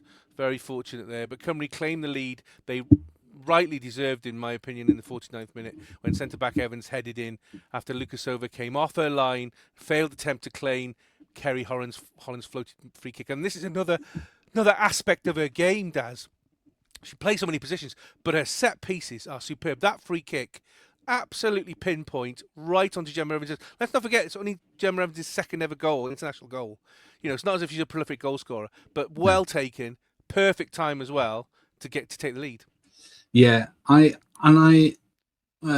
you're absolutely right. Kerry Holland is brilliant, and I think she's put it into a really dangerous position with the right amount of pace. I question some of the defence. You've got to hold the line, and one in particular, but a couple of the Czech defenders start tracking back before the ball is even played. So what's the point of holding that, that offside line if you're just going to break it as soon as Kerry's just running. She's just running towards the ball. So before you knew it, there's a little bit of space. It allows Gemma to run into that space, and it's a lovely touch. It's not a thumping header. It's a deft sort of making a great contact. I think for the balance of play, totally what the team deserved. So it was a good time to do it. And Kerry Holland's blend of energy and quality wasn't finished there because she produced Cymru's 3rd goal, claimed her 2nd assist of the evening. Powerful run, precise cross allowed Mary Griffiths to steer home from point-blank range on 72 minutes. Substitute Strizova rattled Middle Patel's crossbar in added time, but by then Cymru's job was done 3-1 and we topped the group. I mean, again, Mary Griffiths, another one for me, absolute star of the future. I know she's been doing fantastic stuff for Man U in the domestic side. Scoring now for fun. Again, I think it's a big part of Cymru's future. This one, I really do, and a great goal, another fantastic goal. Yeah, I think it's 2 bits of classic, one brilliant bit of wing play and one bit of centre forward play. So Kerry Holland sees the space, attacks the space, and does that clever thing of slows down to let the defender get in closer, and then bursts of energy and completely beats her. She looks up, she drives the ball across the goal mouth, and meanwhile, whilst this is all happening, as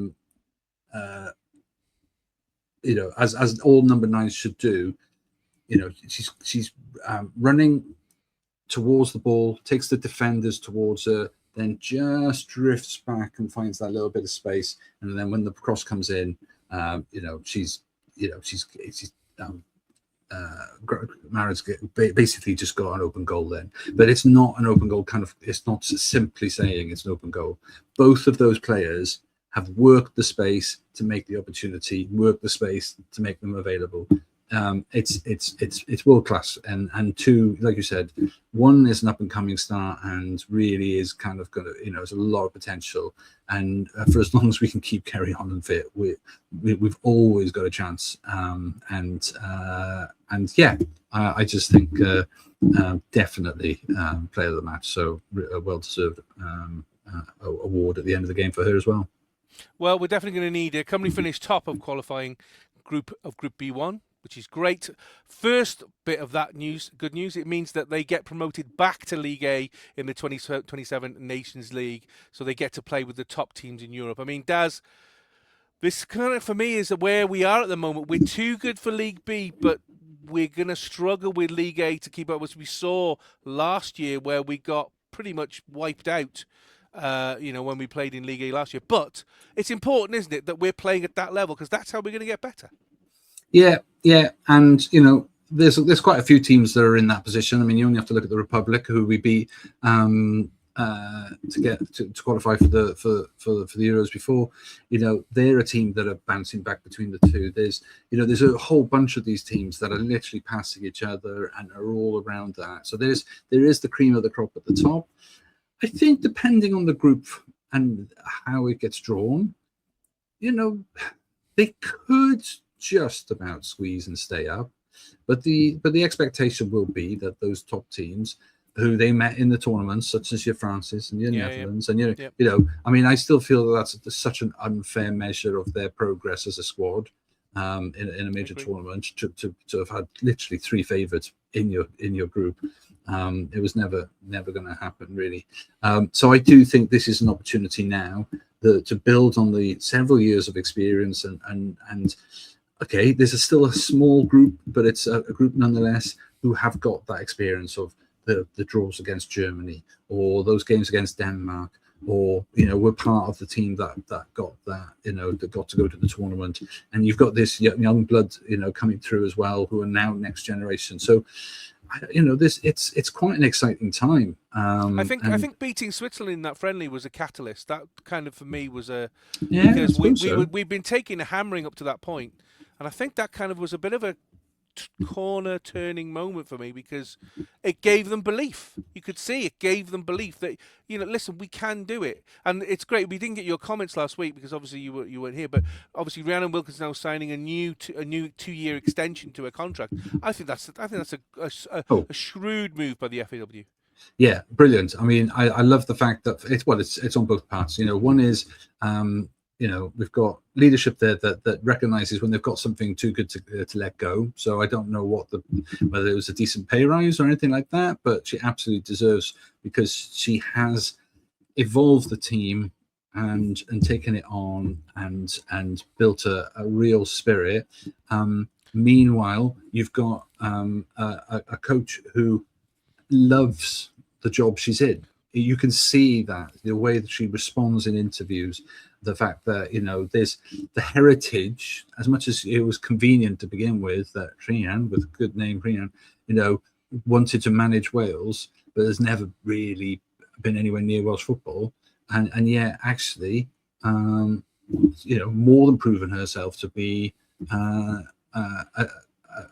citizen, an absolute fan, a national of this country through her mum, but still, to take all that experience from Canada, top flight football, bring that over, manage a really tricky time with Ingles' long-term injury, Jess Fishlock's ultimate slow retirement, having been the only, major, threat that we had. And I think that transition, in a way that we were talking about, the likes of Slot or people like that, managing Mo's exit and stuff like that, what she did with that national team to be able to see out and manage the youngsters coming in and the older ones going out and or injured, I think it's been exemplary. But the fact that she wants to stay, I could easily have seen a lot of clubs, WSL clubs, showing interest in her. To tie her down to 2 more years is absolutely brilliant. I bet she wasn't thinking I love this job when she was sleeping on Brindisi airport floor, though, let's be honest. Sorry. That's not funny. Secondly, obviously now, Cymru coming top of the group means they have a slightly easier chance of qualifying for the 2027 World Cup in Brazil next year. And I say slightly easier, like I am slightly overweight. That kind of slightly. So what happens now? I hear you cry. So brace yourself, Daz, because this is going to confuse the hell out of me. Because the Lex Luthor of FIFA that is Gianni Infantino has made it so complicated to qualify for the World Cup. It's incredible. So Cymru now, by winning the group, are now a seeded team in round 1, path 2 of the draw.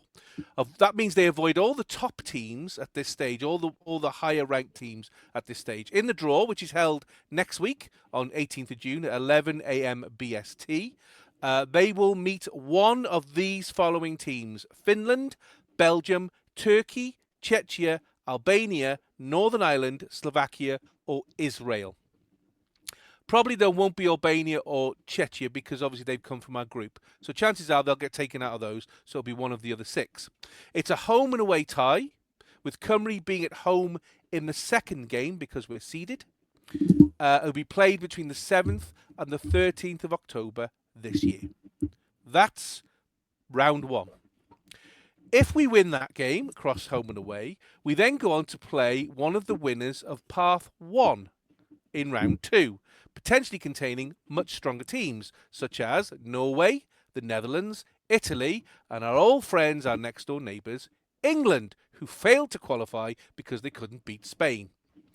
These are also a home and away fixture, but this time Cymru would be at home first because we are not seeded. We are the unseeded team in that draw. This draw is also being made on the same day, 18th of June.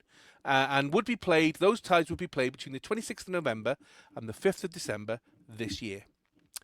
Now, even if Cymru win that game, we wouldn't guaranteed to have a World Cup place because only 7 of the 8 winners in round 2 get in automatically. The winner with the overall lowest league ranking of the 8 would then have to go into the Interconfederation playoff, where we play a 1-game playoff versus winners from other world confederations, with teams like Uzbekistan, Chinese Taipei, Venezuela, Ecuador, and Papua New Guinea being potential opponents.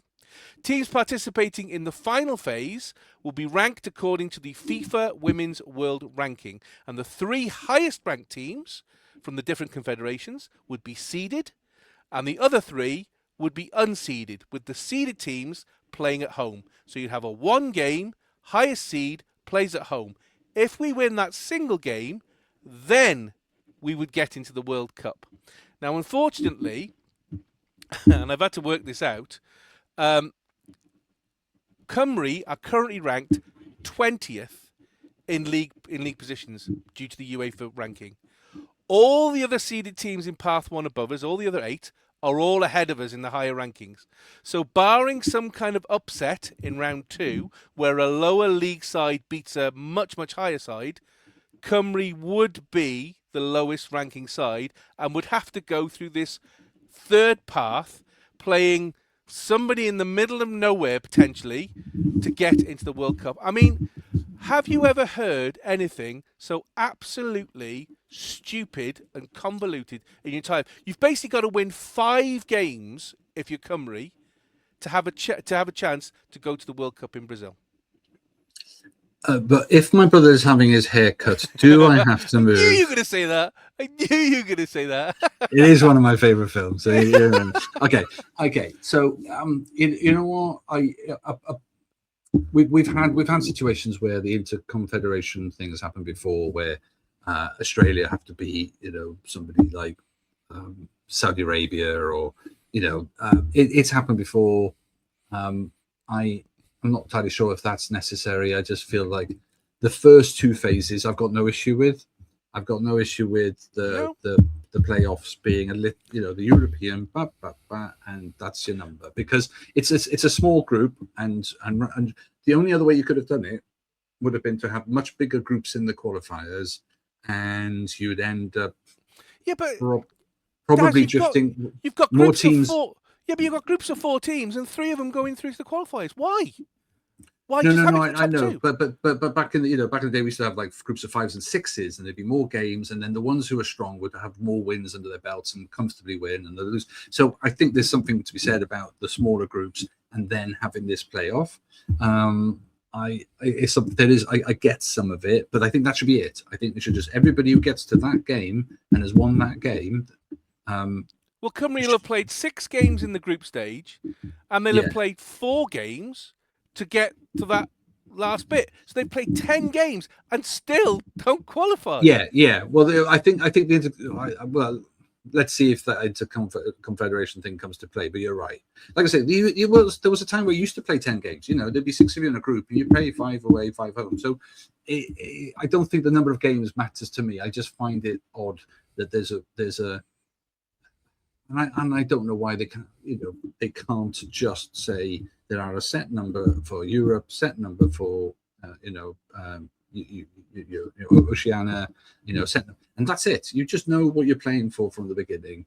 If they feel like they want to give Europe one last chance of getting an extra team in because they're the strongest confederation and therefore they want more European teams in there, then you should just give them more space and take one from one of the other confederations. So that bit feels all a bit an underhanded way of saying, well, we did give you a go, Oceania, but your Papua New Guinea and your Vanuatu International 11 couldn't quite get yourselves beat a team from Europe who play in the WSL, and it just feels underhanded in terms of that. But that's FIFA. Yeah, that is FIFA. You're right, absolutely. But I mean, let's be honest though, Daz. If Cymru do manage to, take on, for example, I don't know, let's say we beat Belgium across 2 games, and then we meet England, and we beat them over 2 games, I would be a bit pissed, to be honest, to go, well done for beating those 2 very strong sides, but now you've got to go and play Venezuela, potentially in Venezuela, to actually get in. I hear you. I think if we're that good to beat England, then we shouldn't worry about Venezuela. No, I agree. But you're right. If you could have had literally the game of your life, qualified, and then had a Bosnia moment, or a Poland moment, and although you're the better side, you can still lose a game. And we've seen it, haven't we? You could play Papua New Guinea. You're thinking, well, it's Papua New Guinea. You're going to beat them, but we just about drew with Montenegro, who have been absolutely not scored a single point till we turned up there. So it happens, doesn't it? Sometimes. Yeah, but like you said, travel plans and a shuffle of the squad. I don't think she does that on that game. When you said when they're playing one game, is the neutral ground, or is it? It's not neutral. It's the highest ranked side of the 2 that are drawn. So if we're drawn against Papua New Guinea, chances are it would be in Cardiff because we are the higher ranked FIFA side compared to Papua New Guinea. I think we're higher ranked than most of those kind of countries. Yeah, I would think so. I mean, maybe some of the South American teams, but might be cutting us close. Yeah, I'd be amazed if we're against. I would have thought it was against one of the. Well, Venezuela. Those names I've rattled off are already in there, in the teams to be played. So those teams I rattled off: Uzbekistan, Chinese Taipei, Venezuela, Ecuador, and Papua New Guinea are already there. They've already qualified in that bit because they've won they've got to a certain stage within their federations and they are ready. They're much further. They're much further along. Yeah. So we could meet one of them. There are some others Well, obviously, we're still to be. But we're not yet. playing these until the end of the year. How do they get these teams already? I mean, like, how do they know they're already in that playoff final? Don't know, but they're on the list. They're on the UEFA list. Ahead. I know. Well, they've obviously got nothing better to do, have they? I didn't even know where Chinese Taipei is, apart from probably in China. That's about it. Anyway, good luck to the women. We'll get the draw on next week, next Thursday, where we'll find out both round one, who we get in round one and who we get in round two. And obviously it will be home and away. Please not England. Please not England. Don't want England. It's not because I'm worried that we're going to beat them. I'm just bored with it. I'm bored with everything that goes with it. I'm bored with it. Just give us the Netherlands. That's exciting. Quite like the Netherlands. Or Italy. We always are good against Italy. That's all. Yeah, I don't think I want the Netherlands quite that much, but Italy maybe. Who else do you say was in there? Of the ones that I listed, it was the Netherlands, Italy, England, and I think was it Norway? Did I say Norway? Netherlands, Italy, Norway, Netherlands, Italy, England, and there are four others. Yeah, Norway's a good side as well. Yeah. No, but they are League One. So the League A runners up, so they're pretty good. And let's be honest, England really should have qualified. It's only because Spain are better. But Spain was. I mean, I don't know whether you watched the highlights of that England-Spain game. Spain were absolutely out of this world good, totally good. And then I watched a little bit of England versus Ukraine, and they played Ukraine off the park. So there you go. Anyway, please not England though. Just let's not England.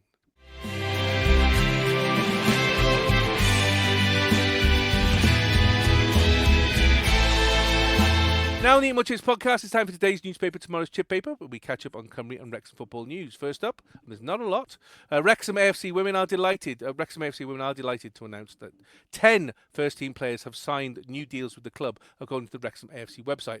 Among those to sign new deal are all the ones who were offered new contracts: Faye Knox, Maz Mahmood, who recently got married. Congratulations, Maz, to you. Ava Suckley, Phoebe Davis, Josie Smith, Sarah Harvey, Nat Clark, Liz Craven, Evie Sadler, and Liv Fuller. This now takes the current squad, with the 5 under-21s announced last week, to 21, with 19 fit players and 2 recovering from long-term injuries. So obviously the transfer window opens next week officially. 19 players though.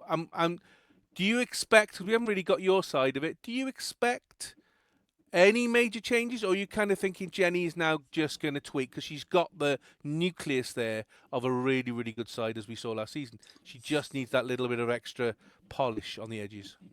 Yeah. I mean, I mean, at least the numbers are better than they have been historically. I mean, having a proper squad of, what do you say, 21 players? 21 with the 2 injured, 19 fit, 2 injured at the moment. I mean, there was a time where that wasn't even possible. So, no.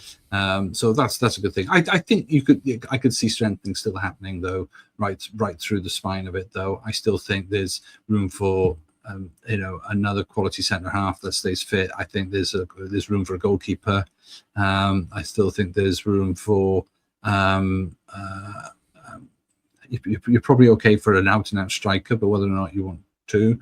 I mean, even with Rosie Hughes going, do you think, or is that a number 10 more you were trying to... Well, this is it. You see, I was thinking, like I say, if you have another striker to replace her, but I just think you've got good offensive midfielders that can cover that role. But, Ava Suckleys and people like that, who can add the numbers. But I think maybe another out-and-out striker to go with is... what's her name? Not Liz. Well, with Maz? Yeah, your number one striker. The number one striker. With Katie Barker. Barker, thank you. Sorry, how quickly they forget. I do. Katie bangs in 25 goals. And how quickly they forget. I do. My brain's going, man. I'm getting old. You should know what that's like. I feel. Yeah, I think you could probably do with an out-and-out striker, because I don't see Maz Mahmood as she is more of your 10. From what I've seen, I haven't watched as many games as you have though, but I've seen her play on the edge of the box a lot more. Whereas pushing up front, running onto those through balls, Barker's been phenomenal. But whether or not you can rely on one player to do that all the way through the season, maybe it's just more prudent to have a second standing by. So yeah, those are the options. I think you could probably just run a little thread through the middle of the team and just any one of those one ball, just But I think keeper and a centre back would be my starting positions, I think. And I think because we've heard a lot of Cardiff players. I mean, Swansea, ironically, are building a bit more, but we've seen quite an exodus of Cardiff players recently.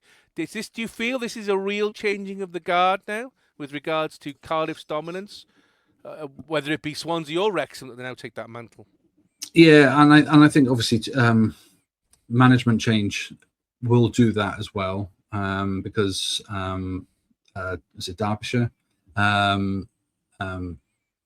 Has gone, yes. and so the loyalties and the affiliations that you had are probably slightly different. There's going to be a little different feel. So if you are going to have an opportunity to move on, and you feel like, well, I've done everything I can for him, now's the time. If you get an offer to move on, equally their new manager will want to start bringing in some of the players that they're familiar with, but again, it just depends who Cardiff are prepared to pay for. Because I think what you've done at Wrexham is proven that it might have taken a little bit of an initial outlay in terms of getting the right kind of manager and paying the wages, the full-time wages for players. There's been that shift. It will cost. It does take a certain amount of investment, but once you do, then these things can happen. I think Cardiff have had that in place, and they just might need to sort of add a percentage on all of that now, just to keep up. Swansea, I'm not sure what's going to happen there, because obviously they're in the same sort of period of flux and change, with some old guard leaving, in Stacey John Davis, and there's some seriously good reliable players that they're now no longer got, and their management change has been I mean, quite a few of the clubs have got. I mean, I suppose let's put that into context. Most of the clubs have had some sort of management change in recent years, so it has been a very, very turbulent period of time for the league. So hopefully now there's a little bit of settling down for you guys, because you seem to have found somebody that's working for you. Let's see if the other clubs do something similar.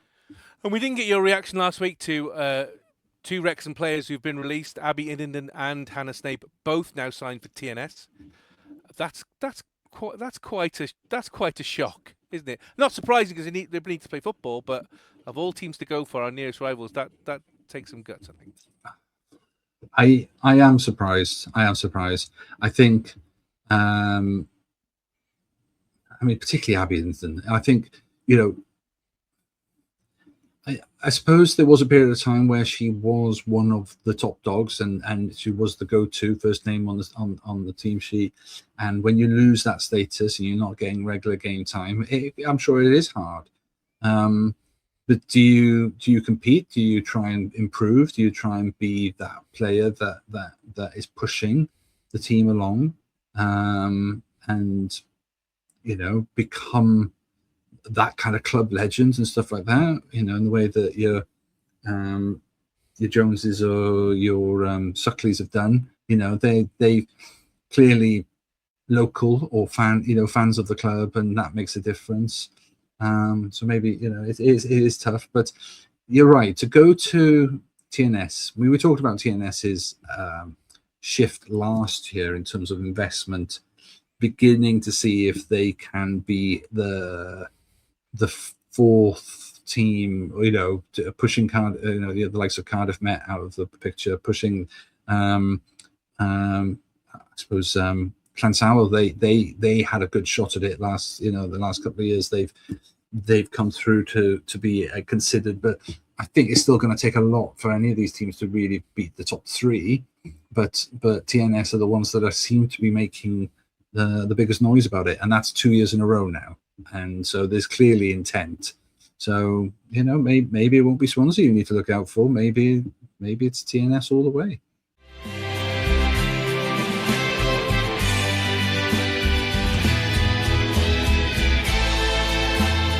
So June the 18th is not only a key date for Cymru Women's qualifying, but also for Wrexham Women's side as they find out who they play in the first qualifying round of this year's Women's Champions League.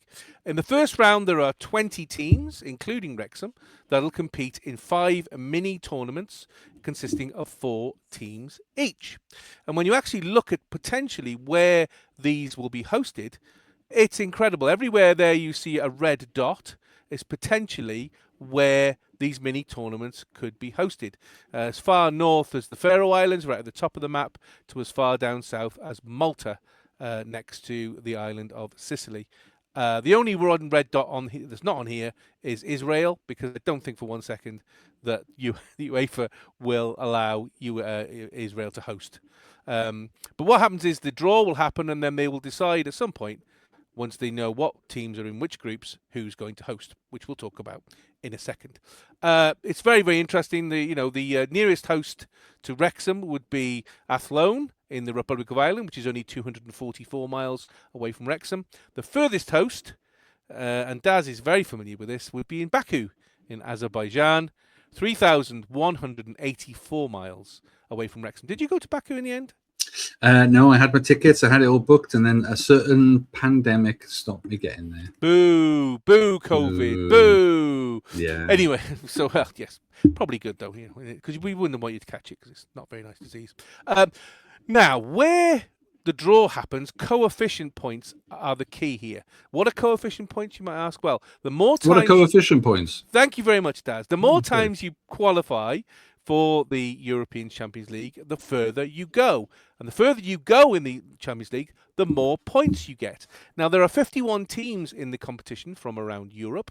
And the first qualifying rounds, champions of countries ranked by UEFA, and these are associations, so as in the Football Association of Wales, these are associations of the countries, they are ranked by UEFA. And in the first round, it's the countries ranked between 32 and 52. The teams from the champions from their top division actually go into the playoffs. Of these 20 teams, 10 are seeded and 10 are unseeded. Okay so far, Daz? Mm-hmm. Okay, good. So as Wrexham have never been in Europe, they obviously have very, very few coefficient points and are actually ranked 51 out of 51 teams. We are bottom of the pile. So that means they have been drawn as unseeded. They are in the unseeded pile of 10 teams. In each mini tournament, in the draw, there are 2 seeded teams and 2 unseeded teams that are drawn together. And then Wrexham will have to play one of the seeded teams that they are drawn with in that group of 4. That game would be played on the 22nd of July this year. So who can we meet? Well, we know who the 10 seeded teams are. And they are these as follows. And I can give you a rundown of their, because I had to look this up because I'm not sure exactly what these teams are. PAOK Thessaloniki, I can never say that. They're from Greece. They play in A division in Greece and have only not been champions of that league for 2 seasons since 2005. 21 years. They've only never won the league twice.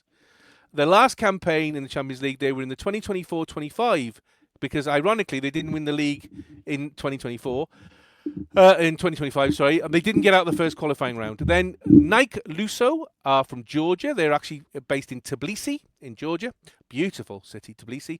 They play in the Georgian Women's League and won it for the first time since 2020 last year. They last qualified for the 2021-22 Champions League, but also lost in the first round. Athlone Town are based in the Republic of Ireland. They play in the League of Ireland Premier Division, and they've won for 2 years running. Last year, they were the team that knocked out Cardiff City 4-0, and they got into the second qualifying round where they came third in their group but didn't progress any further. Racing Union in Luxembourg, they play in Luxembourg City in Dames Ligue 1. The top league in Luxembourg, and they have won the league for the last 6 years in a row. Last year, they got through the first qualifying round with 2 wins, but lost in the second round going out. KF Mitrovica from Kosovo. They play in the Kosovo Women's Football League, having won it 2 years in a row. They lost in the first qualifying round last year. Spartak Mijava from Slovakia. They play in the first Women's League and have won it for the last 5 years running. Last year they got through first qualifying round but lost in the second qualifying round.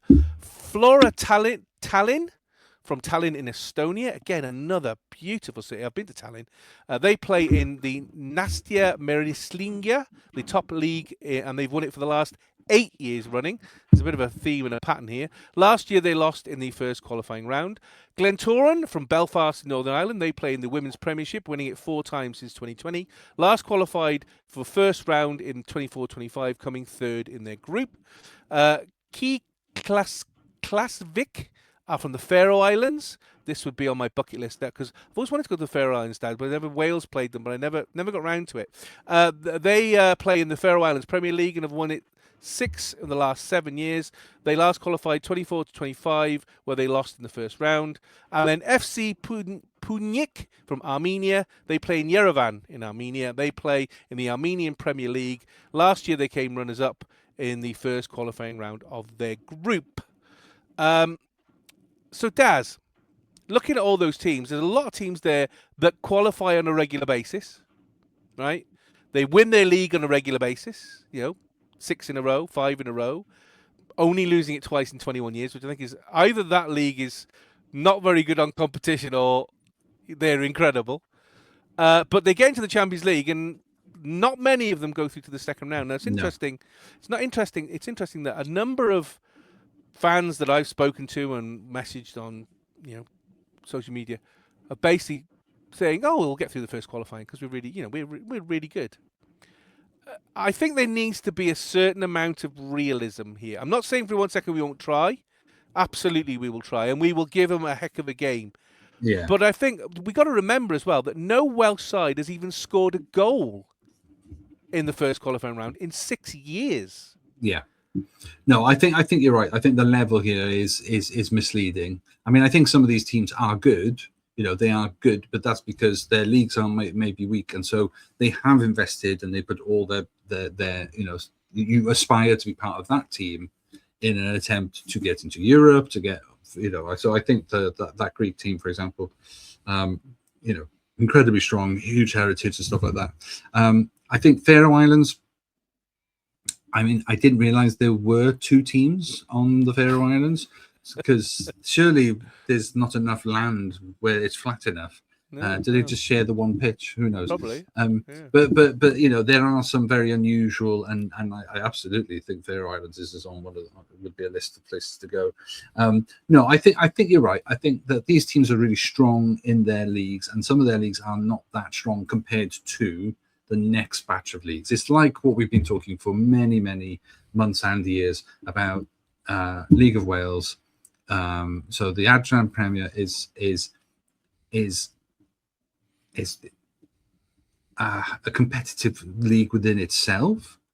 But when you then look at a neighbouring, same top flight WSL in England or whatever, there's just a gulf between these divisions in terms of the quality of that play. And I think we have to be really careful that as much as these teams have rarely gone on to be successful in the European tournament, the chances are they're meeting a WSL team, they're meeting a French team, they're meeting a Spanish team.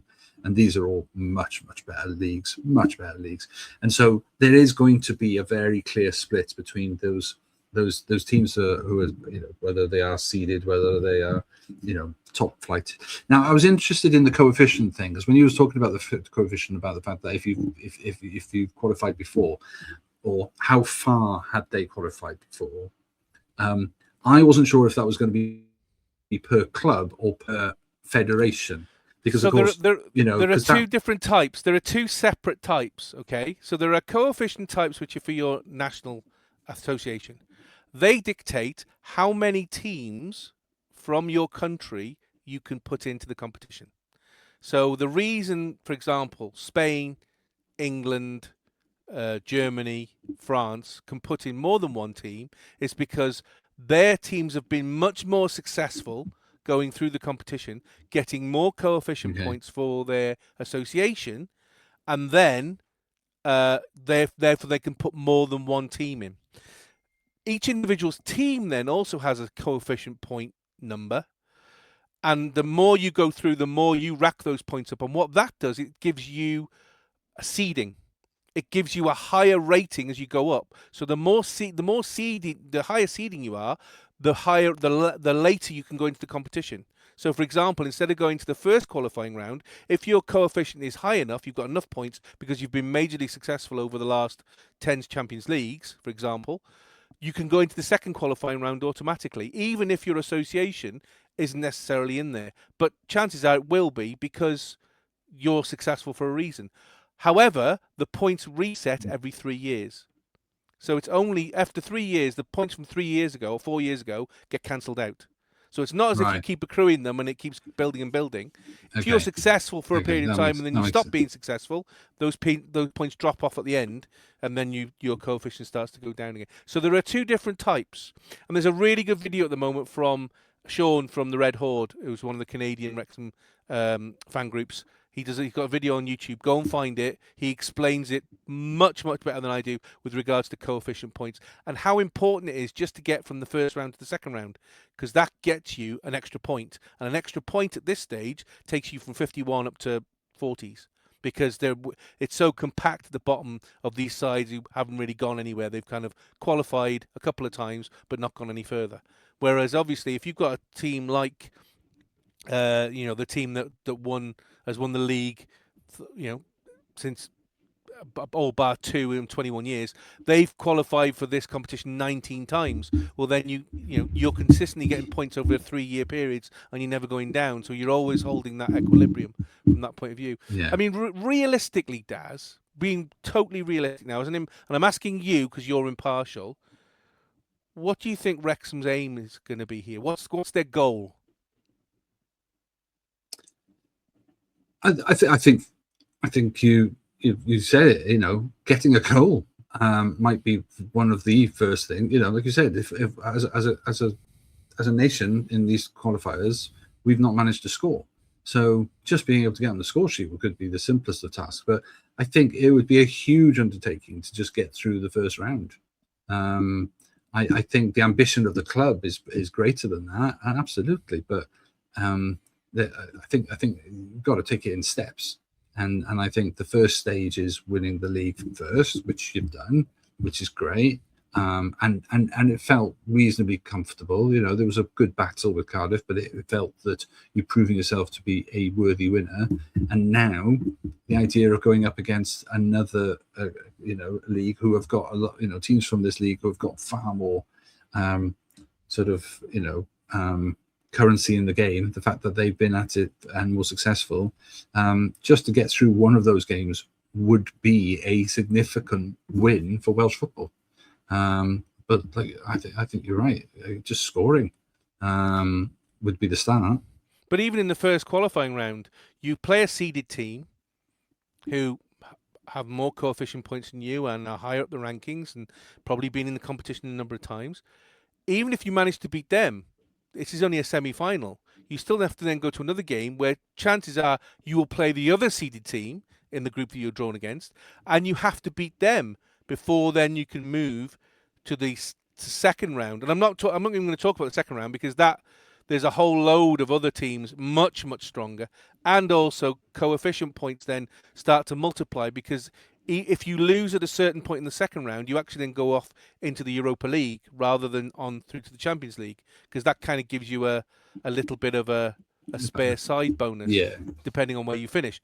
Don't even talk about that bit, because I think, for me personally, if Wrexham were to get through a group at this level, that would be a major achievement, more of an achievement than winning the league for me. Would you agree? Oh yeah. I mean, definitely. I'm going to say the level of opponent and like I say, it took TNS in the men's game.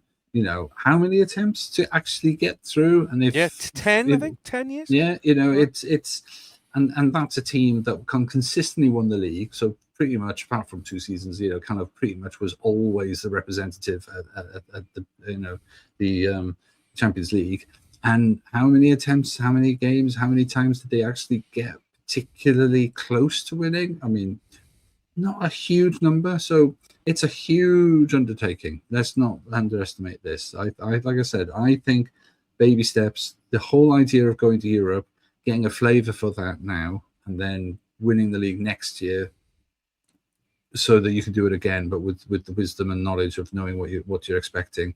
I think that will be significant key steps in progress for the club. So 19 cities, towns, whatever you want to call them. As a if I said to you tomorrow, Daz, money's no object, I'm paying, you're coming with me to support the women, where would you fancy? Where would you fancy going? There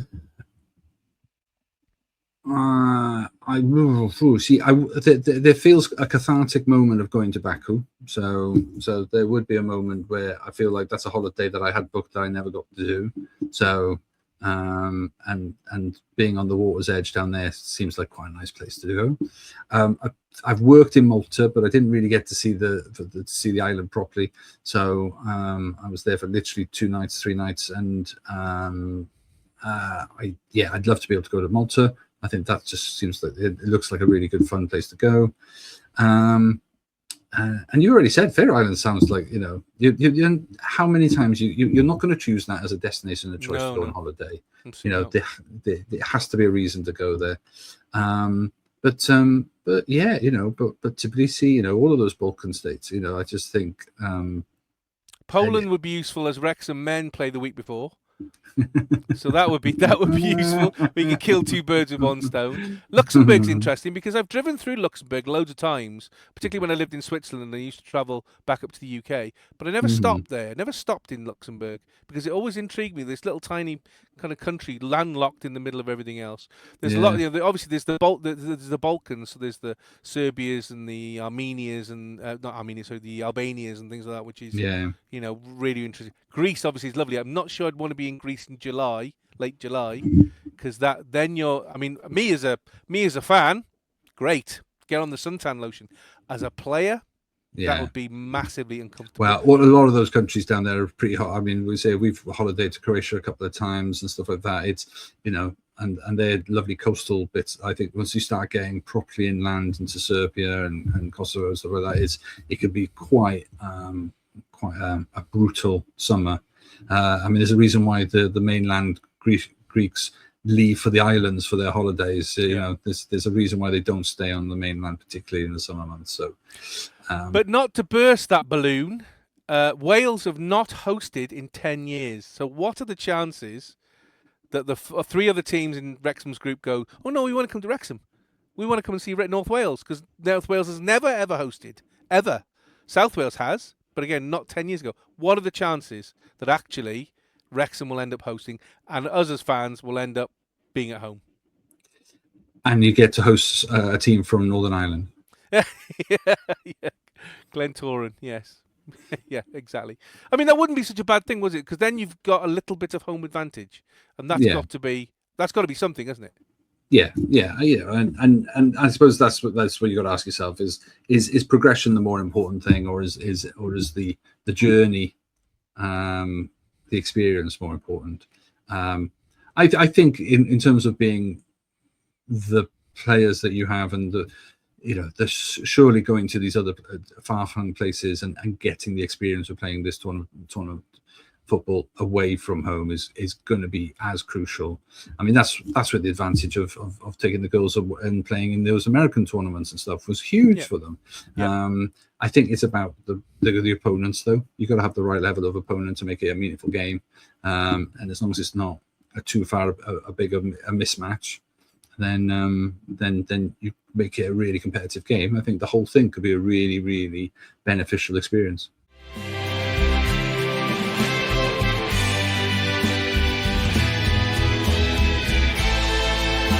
So there we are, and over for another week. Next week we're actually having a week off. We're going on having a little break. I know, great, having a little break. But we'll be back the week after to discuss Wrexham and Cymru Women's travel plans, because we'll know by that point who Wrexham Women will be playing in Europe, as we've just discussed, and who Cymru Women will be playing in their highly convoluted path to Brazil in 2027. There'll be some fallout from the transfer window opening as the transfer window opens next week, and we'll have a deep dive into Wrexham men's fixtures for the 26-27 championship season and round 1 of the Carabao Cup as they get released next week as well. Please let us know by the usual channels on social media and by email, eatmorechipspodcast or word@gmail.com, your questions, comments, remarks, particularly the fact that Jamie's not here, and whether it was an improvement. Some might say yes, some might say no. I'd say yes, but I'm biased because I'm his brother.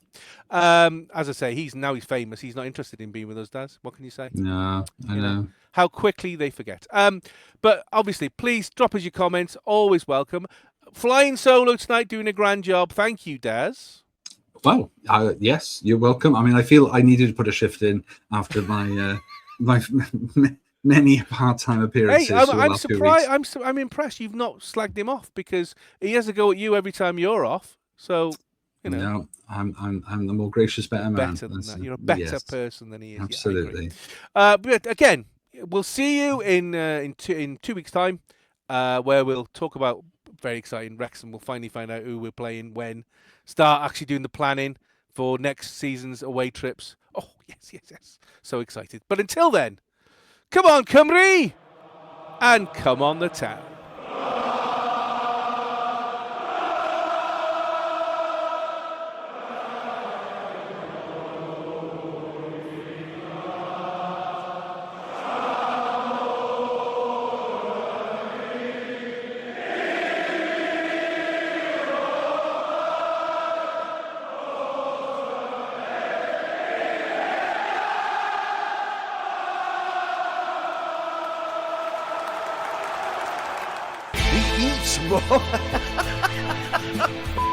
Clinton, 1-0. Thomas, after like a goal. That's number 5. Plays it through to Bellamy. Craig Bellamy. It's 2-1 Wales. Craig Bellamy. Tony Hughes for Wrexham into the lead. And that's it! Wrexham are champions! Wrexham are champions! Wrexham are the FA Trophy winners 2013! Alex Cross, great ball! Equaliser! Elliot Lee! Back promotions. Oh, can you believe it? The Eat More Chips Podcast.